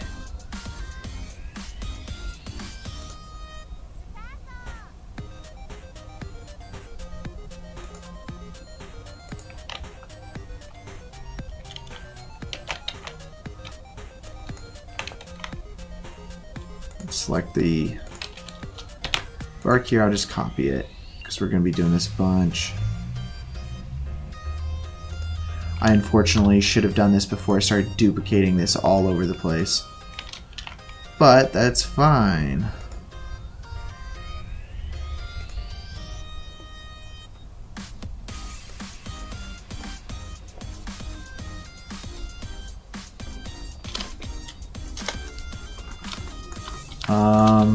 Let's see.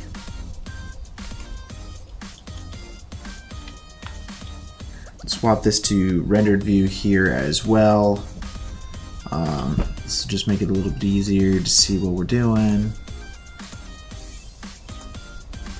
If all these guys back there, there we go. Convert to editable.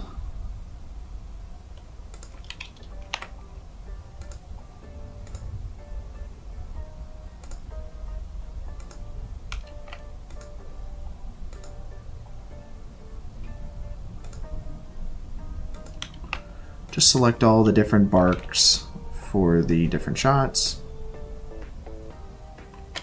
Different parts of the shot, I should say. You'll notice that we kind of need some more mid-sized bushes here that are gonna, you know, so that way we don't see through.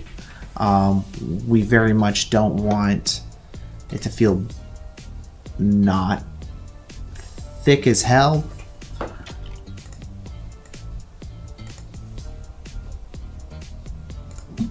Convert to an editable object and paste.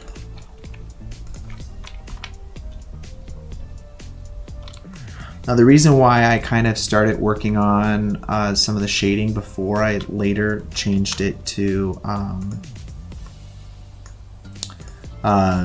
before we really got into it was because for the most part I needed to see what the water was going to look like with refracting against everything else. Because as you can see, that really does make a difference on a lot of the choices that we're making here. So I'm just going to continue converting this to editable objects, and then we can remove, oops, we're not spawning any more assets. But this allows us to kind of see exactly what's going to happen, and you know, any more trees or bushes that we need to add in there.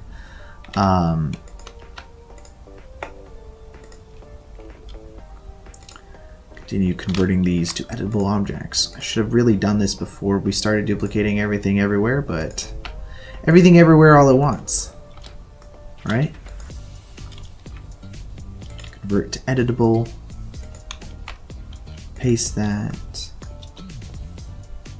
Getting pretty close to the last few ones that are visible. Convert to editable, paste that, boom. And this guy, convert to editable.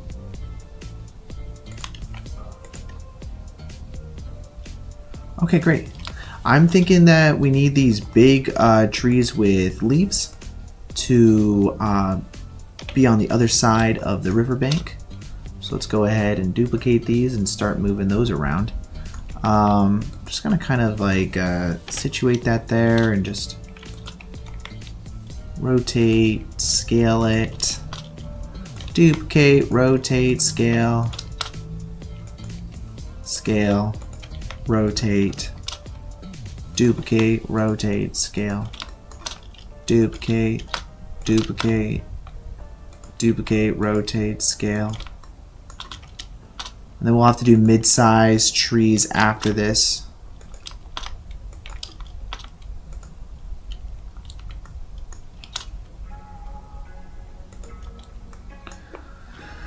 I think that works really nicely.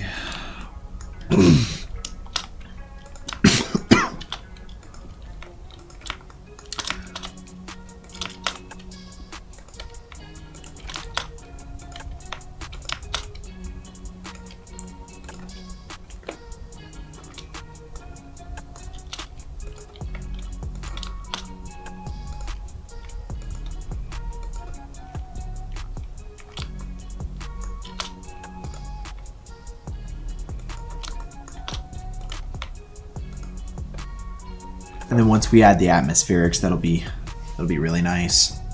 Let's see. I'm thinking something.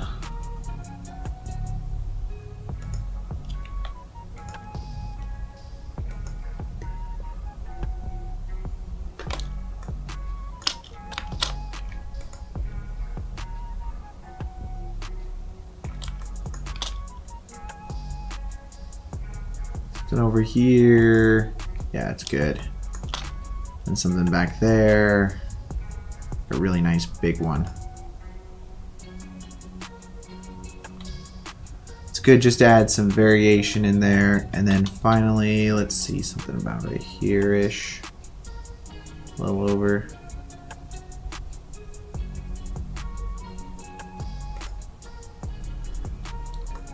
Maybe a little more right there.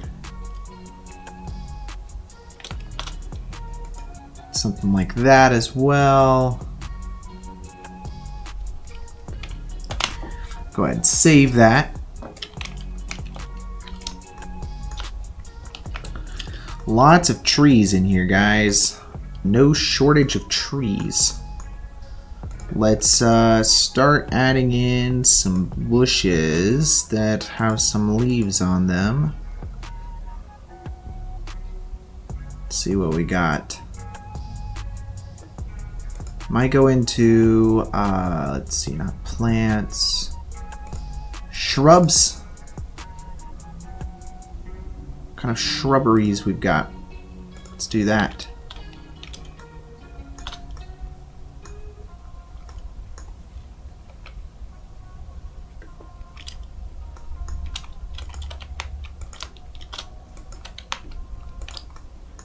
Again, just kind of spreading the love here. Let's see, let's select this guy. Select this guy, convert to an editable object. Paste that.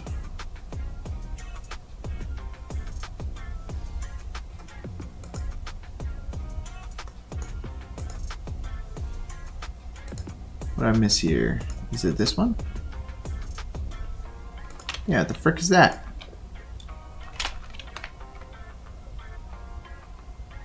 It's like I saw that somewhere. Okay, let's select this bush now and duplicate that to like over here.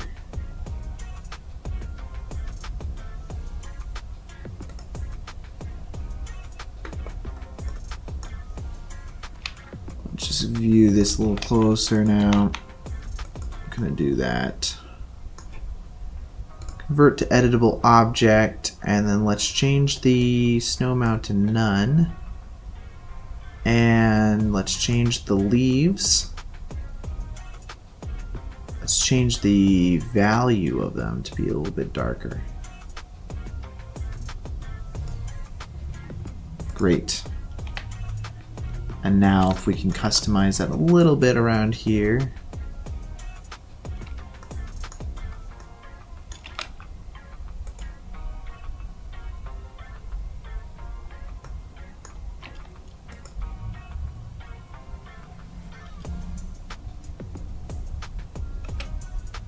Okay, that's good. Thinking also, you know, it's difficult. I think if we do that, move that around there.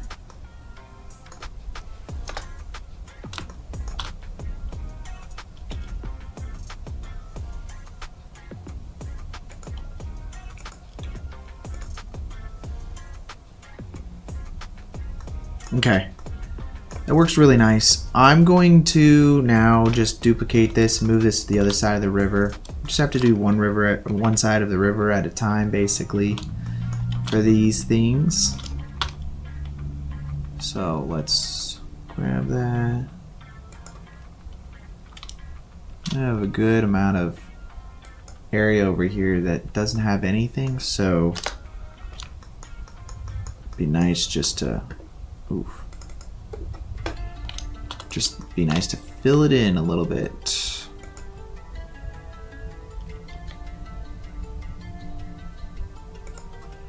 Something like that should be fine.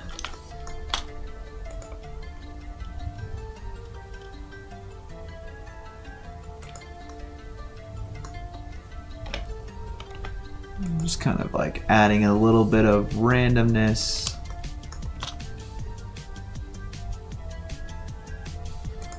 The back bank over there.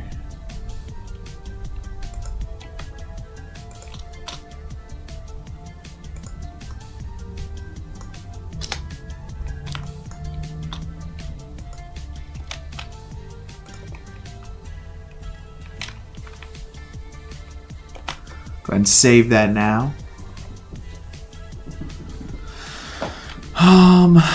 For our scatter, if we select our ground, let's try viewing these. Yeah, we're fine. I just couldn't do it before because I had the shadow thing turned on. But we're gonna want to customize the brightness of these. Can we do that inside of the scatter thingy? If not, we can always change that in comp. It's not something I'm too concerned about right now.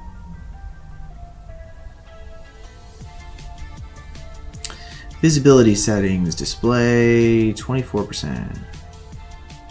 Percentage of particles displayed in 3D view. 100%.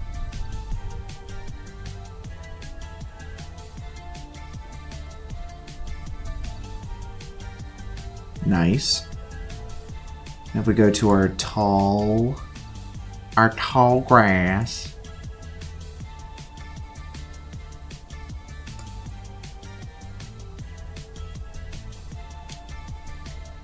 Again, how to crash a computer 101. That's what we're attempting to do today. I don't know in here if you can adjust the values, like how bright the stuff is. Doesn't seem like it, which is kind of annoying to me. I wish that was an ability because I do like to adjust those.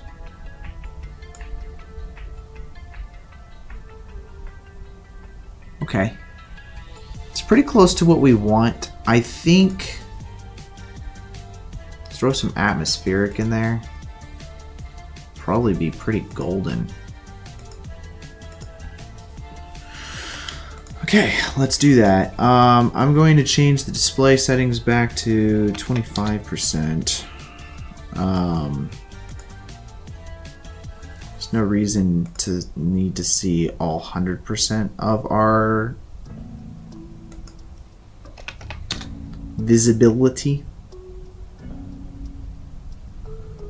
So that's 25 as well. That's great. So now if we add in a cube, add that from the camera's perspective.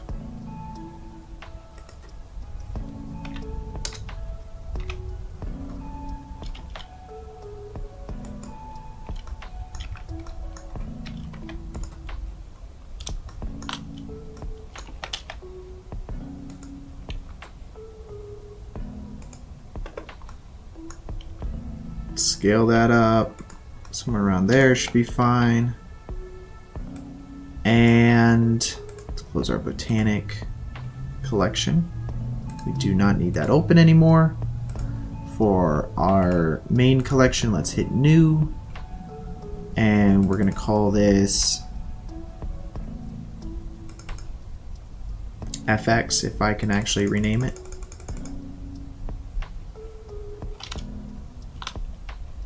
Okay. Let's go back to our scatter node here. Or not our scatter node, but our scatter tool. We'll just turn off the display here. Don't need this crap, thank you. Go back to our collection and we're just gonna rename this. Holy crap. Is the only way to rename it is by double clicking? That's pretty lame. Fix that, Blender. I want the ability to rename it by right clicking it. Okay, and we'll just change this to FX and select our cube here. And we're gonna move that cube into our FX panel. We're going to create a new material for that FX.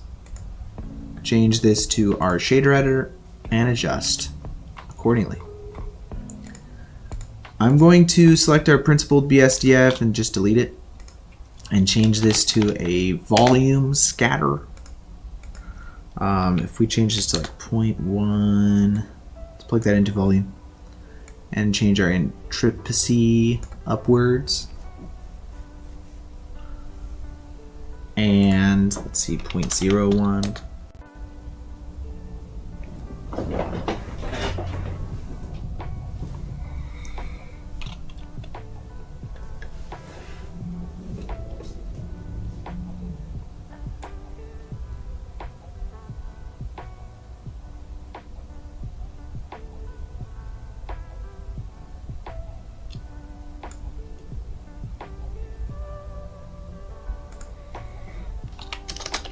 Let's adjust that to like 0.001 and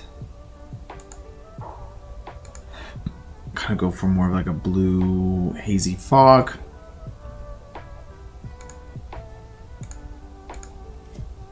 Adjust that to 0 here.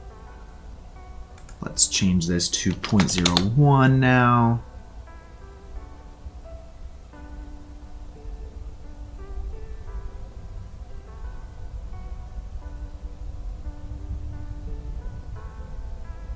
Let's try this, 0.005, half of this, and then change the intricacy a little bit.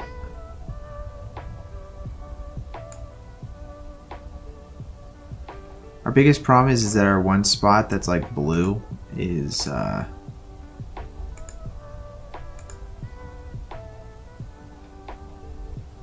quite annoying. Okay. Works a little bit better. Let's see. Let's add that there. Create a new empty, plain access empty. Move that over to our camera. We'll call this focus. So let's just go ahead and rename that.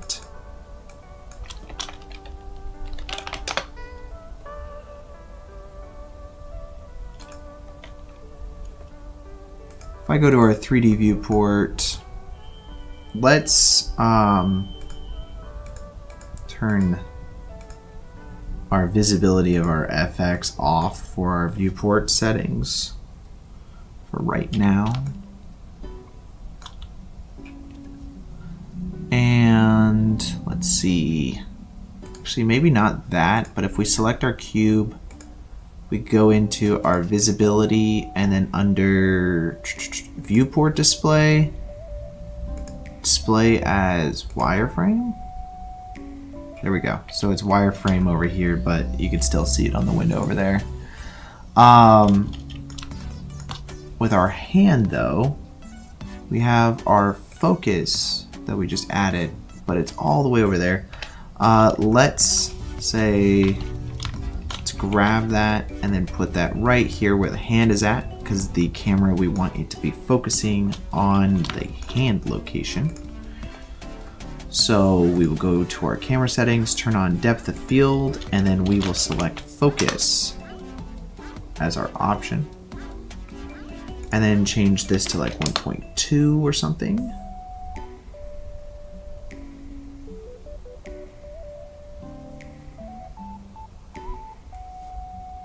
Nice. And I'm thinking, let's see. Just back that off a little bit. Okay, great. Now I think just to add a little bit more texture into the sky, I'm thinking we just do volumetric, so like VDB clouds. So we can do that pretty simply. I downloaded a few of them last week, so let's go ahead and just save and then import some VDBs. Because under downloads, did I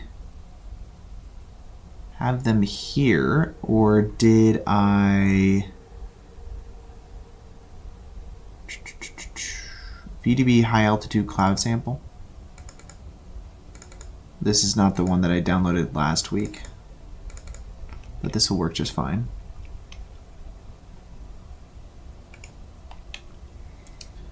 Let's scale that down.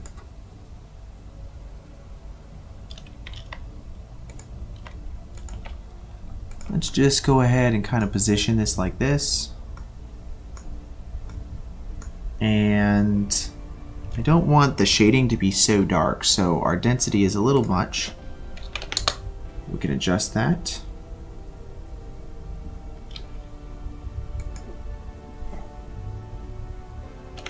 Oh wait, no, that's just our viewport display. Go to our shader editor though. Hit new on the material. And then our principled volume is plugged into volume here. Let's change the density to be like 0.1.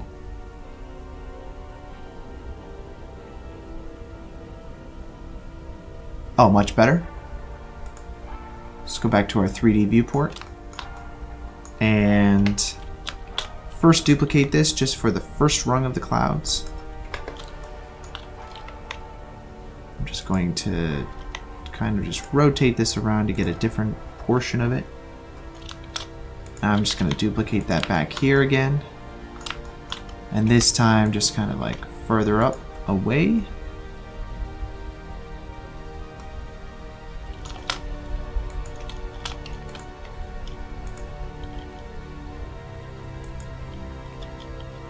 Let's just rotate that around like so.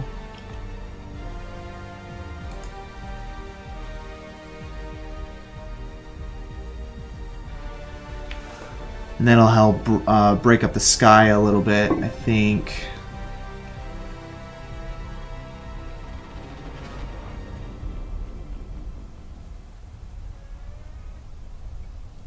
Okay, that's really nice. Let's go back into our water preset setting here. We'll go to our shader editor. I think I want a little bit more bubbles.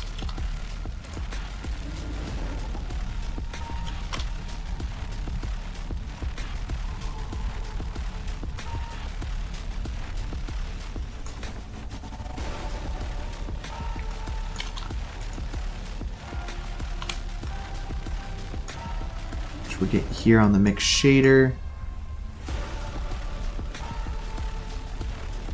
Let's make sure all of our high altitude clouds are put inside of our effects.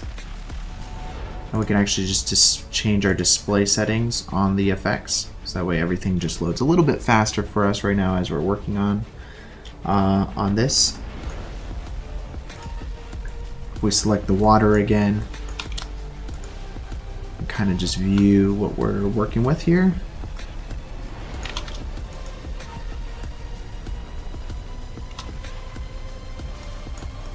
I think under our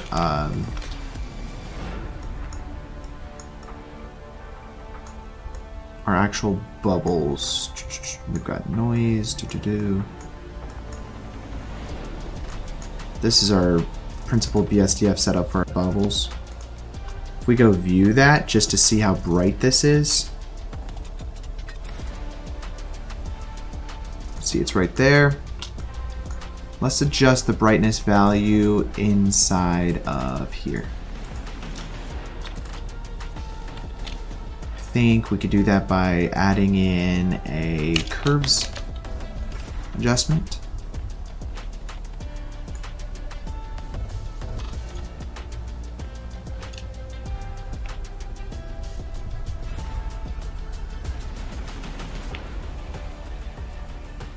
And I should bring it up just like ever so slightly.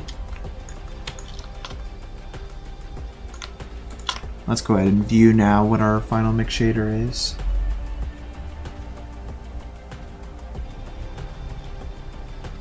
We've got a good amount of bubbles. I just kind of want a little bit more. I think we can adjust that by seeing our color ramp here. We just load this.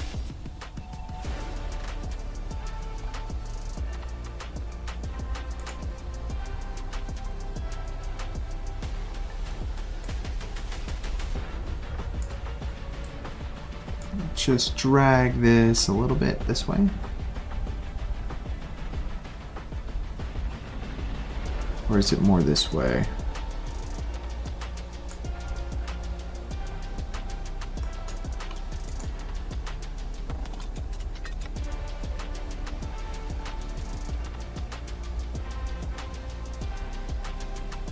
Perfect. Yes, it was the correct direction. Adjust that just by this position slider here.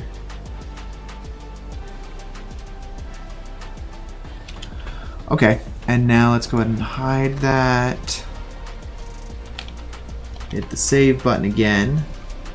There is just this section right here, I believe, that we can kind of see a little bit too much through the woods. So let's go ahead and just kind of fill that up a little bit. If we grab one of the trees that actually has leaves on it, we can actually just duplicate it, move it over here, and then move that down halfway. And we just create ourselves a little bit more of a tree line.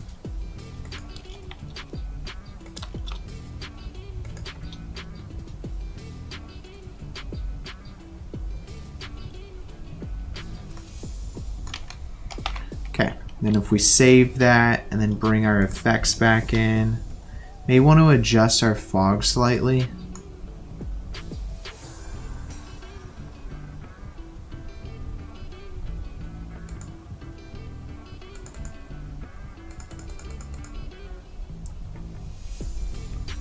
We could just change the name over here. Go to our shader editor. Let's see. Always color grade whatever we want later, so I'm not too worried about that right now. But the density,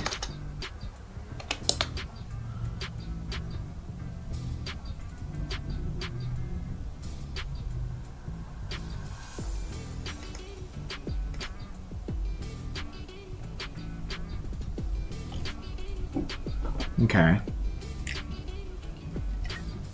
Just kind of wanted to make a little bit more of a silhouette of the hand.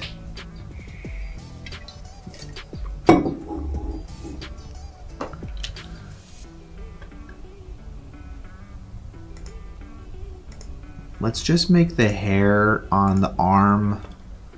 This is where just like some slight adjustments are happening here. Let's just make the hair on the arm just a little bit thicker.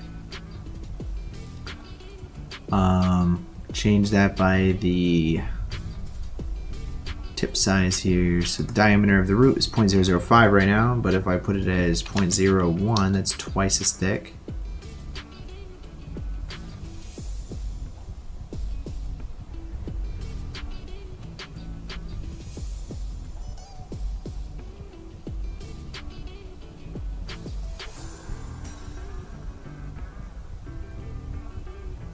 Let's just see how that kind of like cashes out a little bit.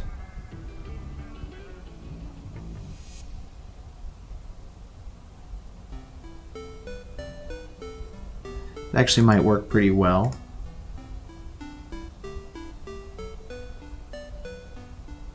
Yeah, I like that much better.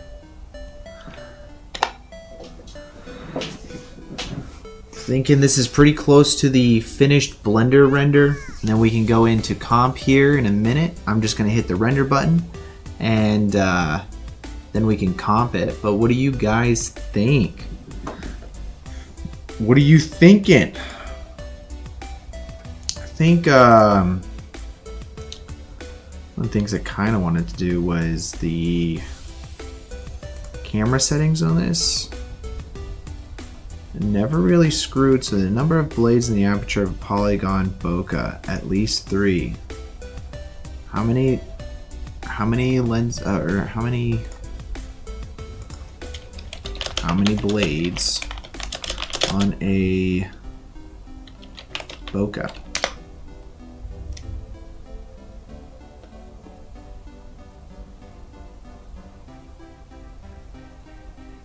Let's try 6. Not quite the worst camera, but you know what? It's not the best camera either. I actually never adjusted the blades amount on the aperture.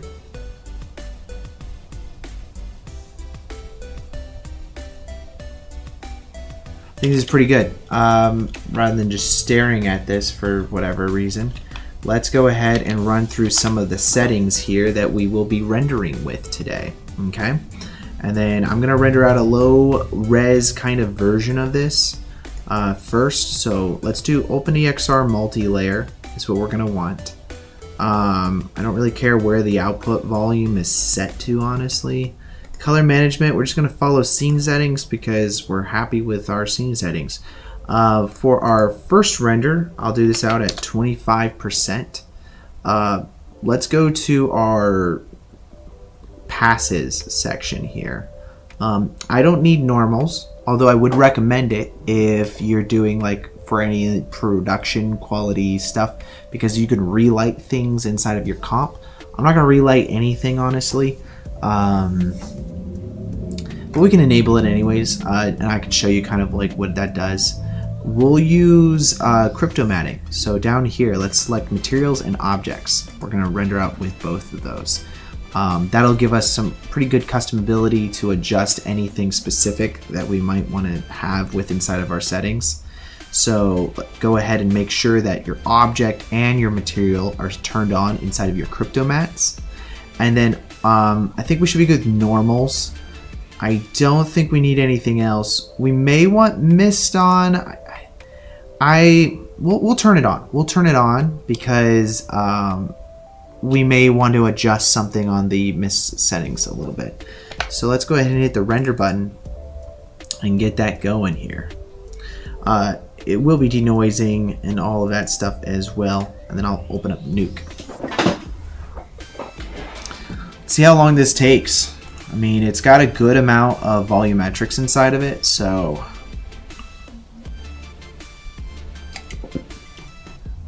I just realized I wasn't showing you any of the settings that we had been running through, but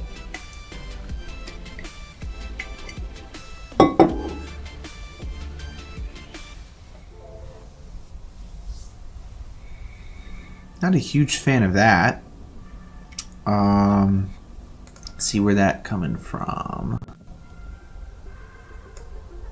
Nothing is turned off and is only being rendered, so it's inside of our actual Blender scene here.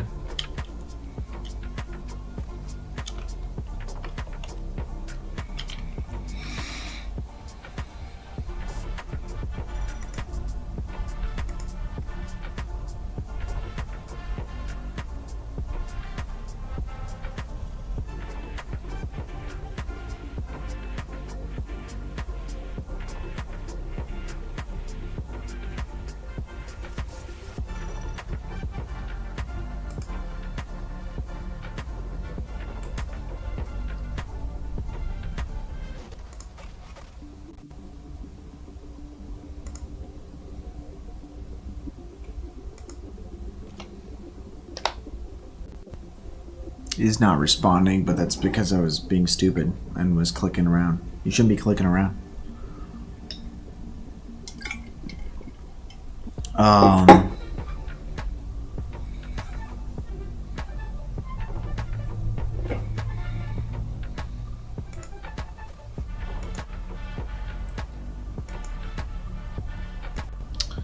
You know, my river might be a lot smaller, honestly. It's more like mine's like a, it's not even a river, it's like a pond or like a stream, you know?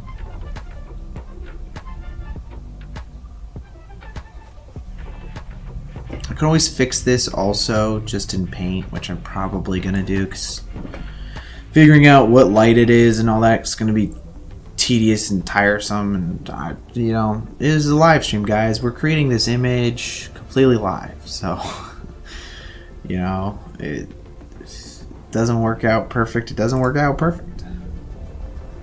Not a huge fan of this blooming effect that's happening right here. I'm fairly certain that's from the light behind this guy. I might be able to fix that.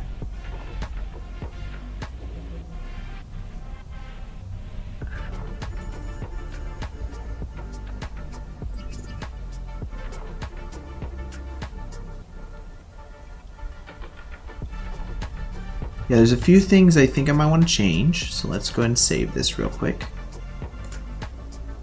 create a new folder called output.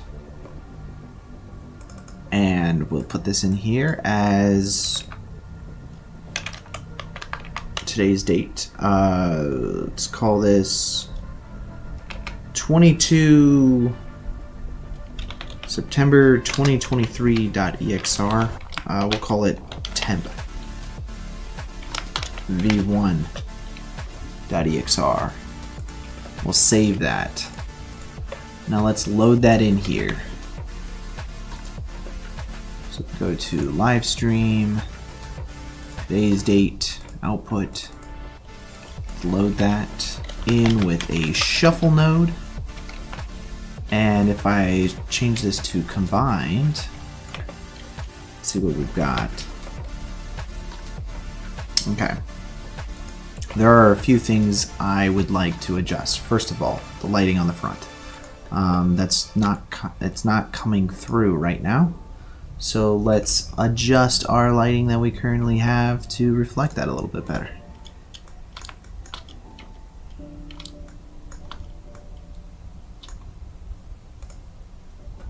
Do that by selecting some of these lights here, changing the wattage on these. 20 might work.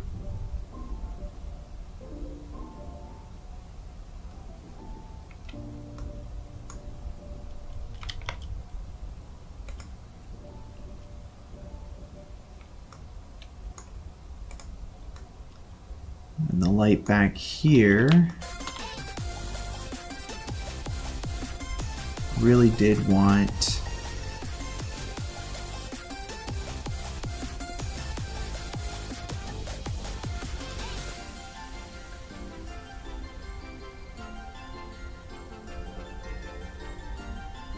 kind of diffuse that a little bit more.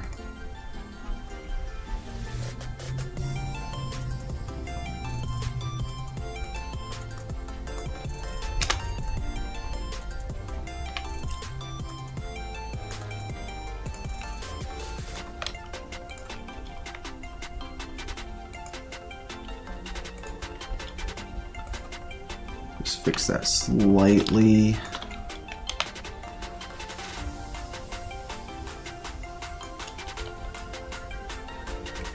Oh, you know what? I'm not a fan of that. Let's do... What does the point light look like, though?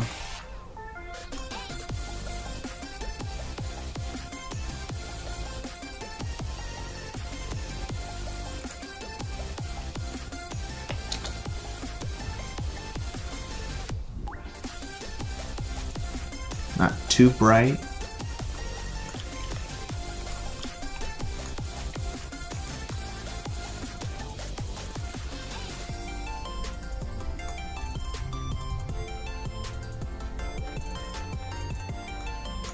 Maybe also we could just do a spot, that's fine.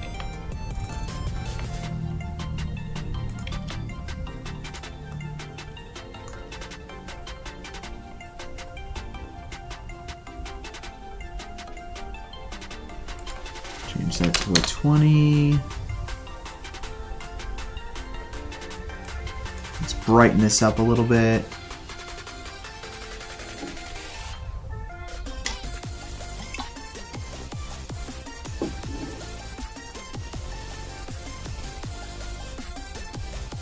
Okay, that works.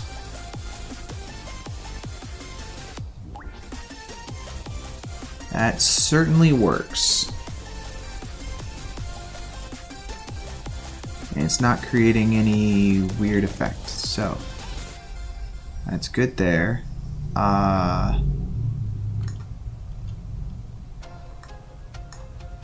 If I take this guy though and delete him,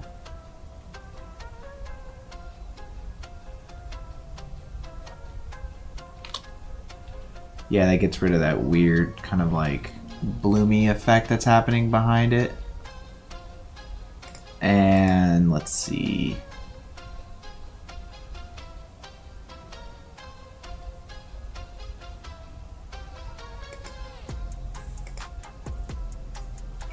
Dude, this song's a bop. Boom, boom, boom.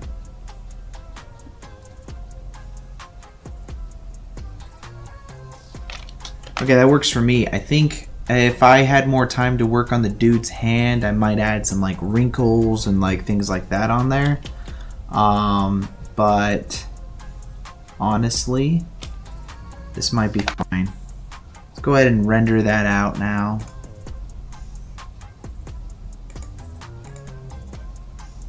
Let's change this to just a regular 2D image again. Or not 2D, but grayscale. I can render that out here. Okay. And I'm going to comp to this, not the original photo that I rendered, just because this is going to be more accurate to what I want. Okay.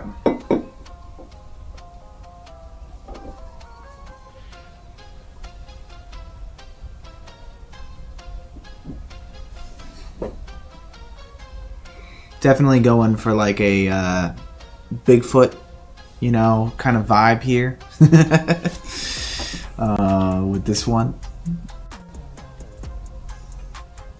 But a reminder, I don't ask very often, but if you guys haven't liked the video, please do like the video.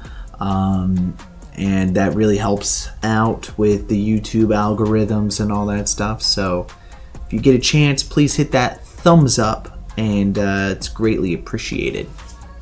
I already know a few of you guys did, so thank you for that. Let's go ahead and save this now. We'll save it as a, I'll just save over it. It's fine. Let's go into our new comp. Let's double click this guy, and if we hit reload, that's just so much better. Okay, great. This gives us more to work with. Gives us way more to work with. You know, the fog isn't as intense as I thought it was going to be. So,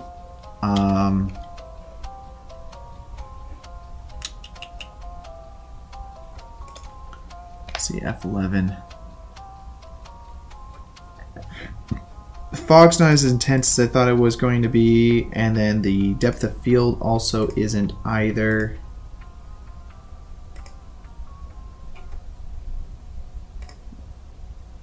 Since we can, let's make some adjustments here. We're a little ahead of schedule as from the usual, so not too concerned here for time. 2.9.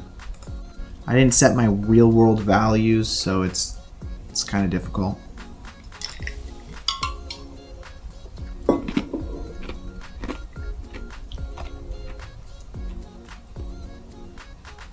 Okay. And then that should work kind of in unison with this, but we can adjust this as well. Our volume, instead of 0.009, let's do 0.011. Let's go up a little bit on the density value of that.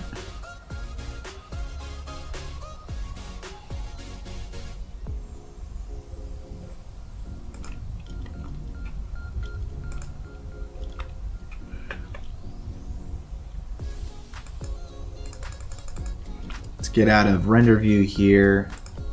I'm going to comp this other version while this is rendering, so I'm going to now change my resolution to 100%, and we can hit the render button on that. In the meantime though, let's go ahead and start working on the comp. This is the temp render that we've got going on here. I did brighten it up a little bit because it was a little dark. You can always adjust that here a little bit later, but for right now, this should work just fine. Let's also, there's a couple things. Okay, because I mean honestly, we're pretty close to what we want. Let's just add a lens distortion on here. We're gonna redistort this as well. Just increase that by like 0.04. Yeah, that's good. Just kind of just makes it feel more realistic. And then after, on top of everything, we're gonna add in some grain.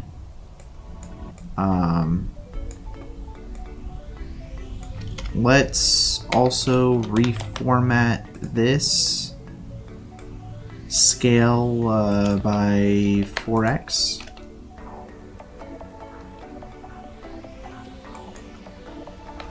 This is what we will ultimately be creating here.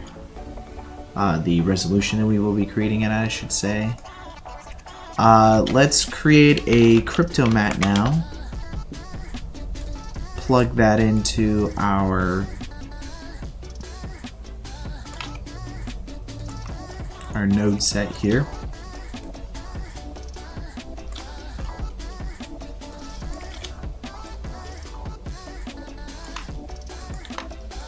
See what we've got. I'm going to select just the hand. If we do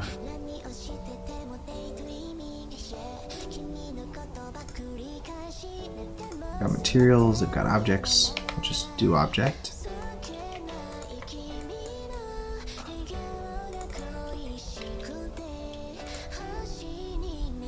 I don't know if brown was the direction we wanted to go.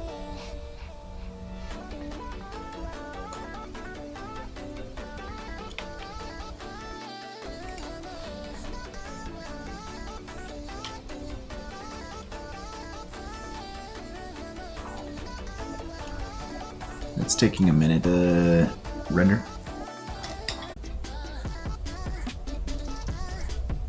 Are we reconnected?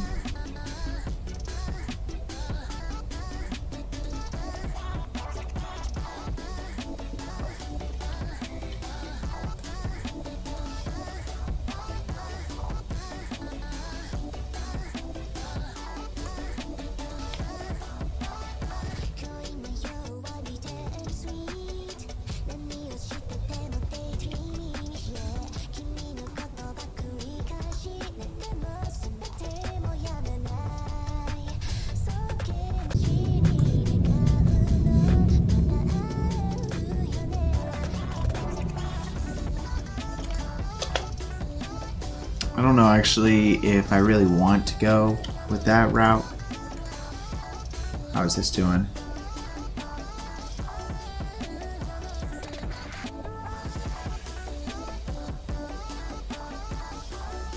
I think we definitely want to do a, let's see, let's do a grade node, or not a grain node, a grade node. I'm going to add that in here just before the lens distortion, honestly. So this is all going to be my beauty layer stuff after the fact, like post-processing. And let's just add a roto node in. Just kind of shape this a little bit better. Do that down there. If we add an edge blur onto that as well, I'll also set this to RGBA. And we feather this edge blur, so increase the size of it. This will allow us to grade that down.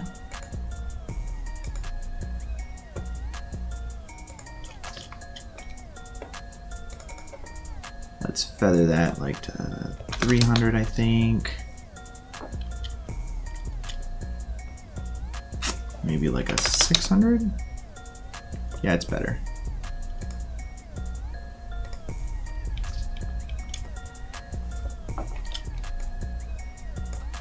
And then let's add a saturation node in here, I think is what we really need to do. And kind of take out some of the saturation on that hand. It's better. The Z, we have a, let's see, let's use a shuffle node here.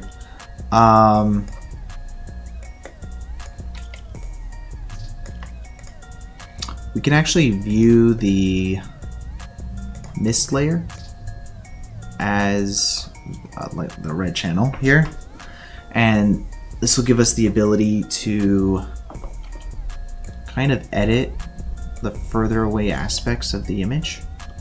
So let's do that. Let's go into here. We'll do grade node, and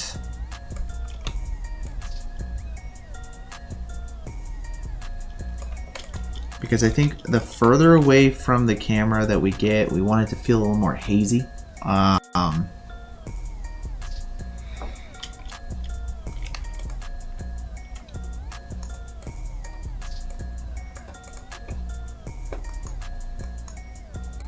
Let's go ahead and adjust that though.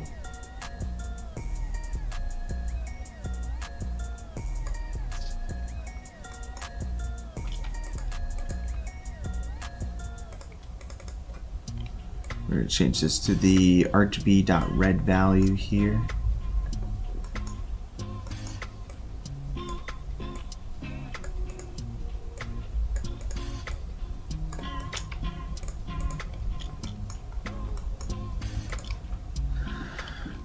Kind of just lifting everything up.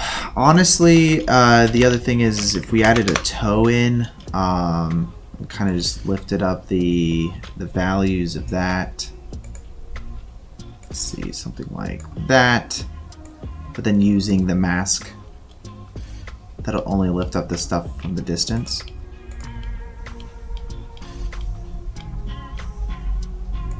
Oh, whoops, I've got to select the red channel or something like that. Here we go. And then we will bring that down.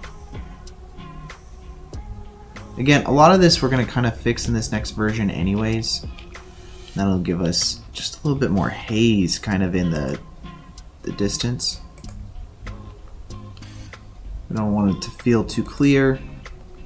You can kind of do that just with the depth pass. So I think that's going to work. Let's get rid of the grade node because we don't need that anymore. And honestly, might bring this up just a tad, just to help shape it a little bit more.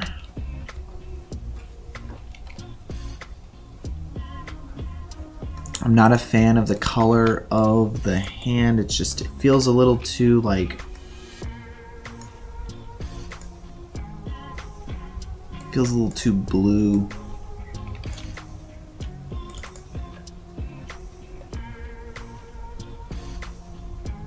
Let's change the white point value of this.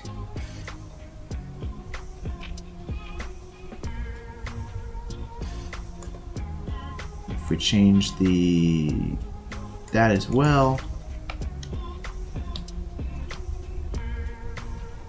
that might help.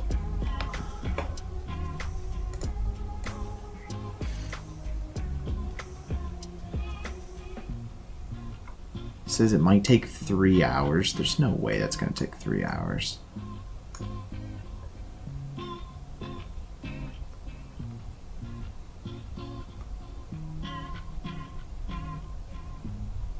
I'm a fan of it though, so it's going to be worth the wait. But I think this is going to be the comp here. Let's see, let's desaturate that as well. I really like that.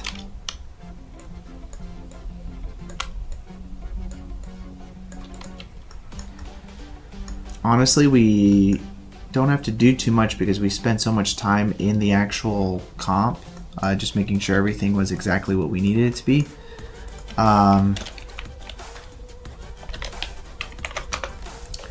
Let's do a crypto mat here. Can I do a crypto mat from there? Yeah, I can. Alright, so we're getting a lot of the different plants. Let's just select all of that there.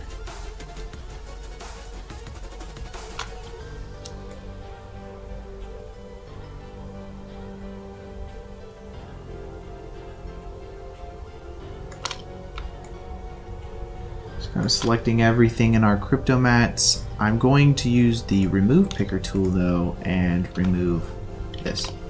So now we have only the plants selected. Now with our grade node, let's connect that to our crypto mats.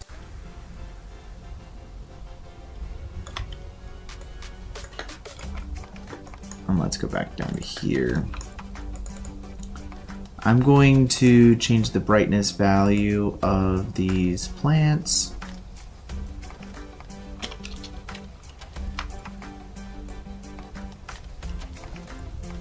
Kind of bring that down a little bit.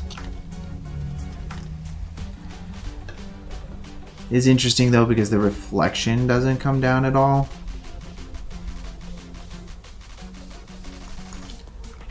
But we can go into here to edge blur. Let's just blur that.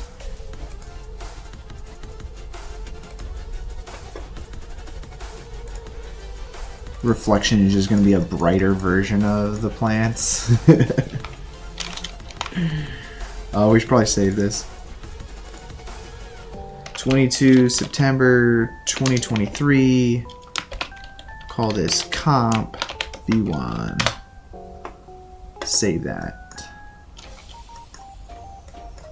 Now without freaking the computer out, let's see.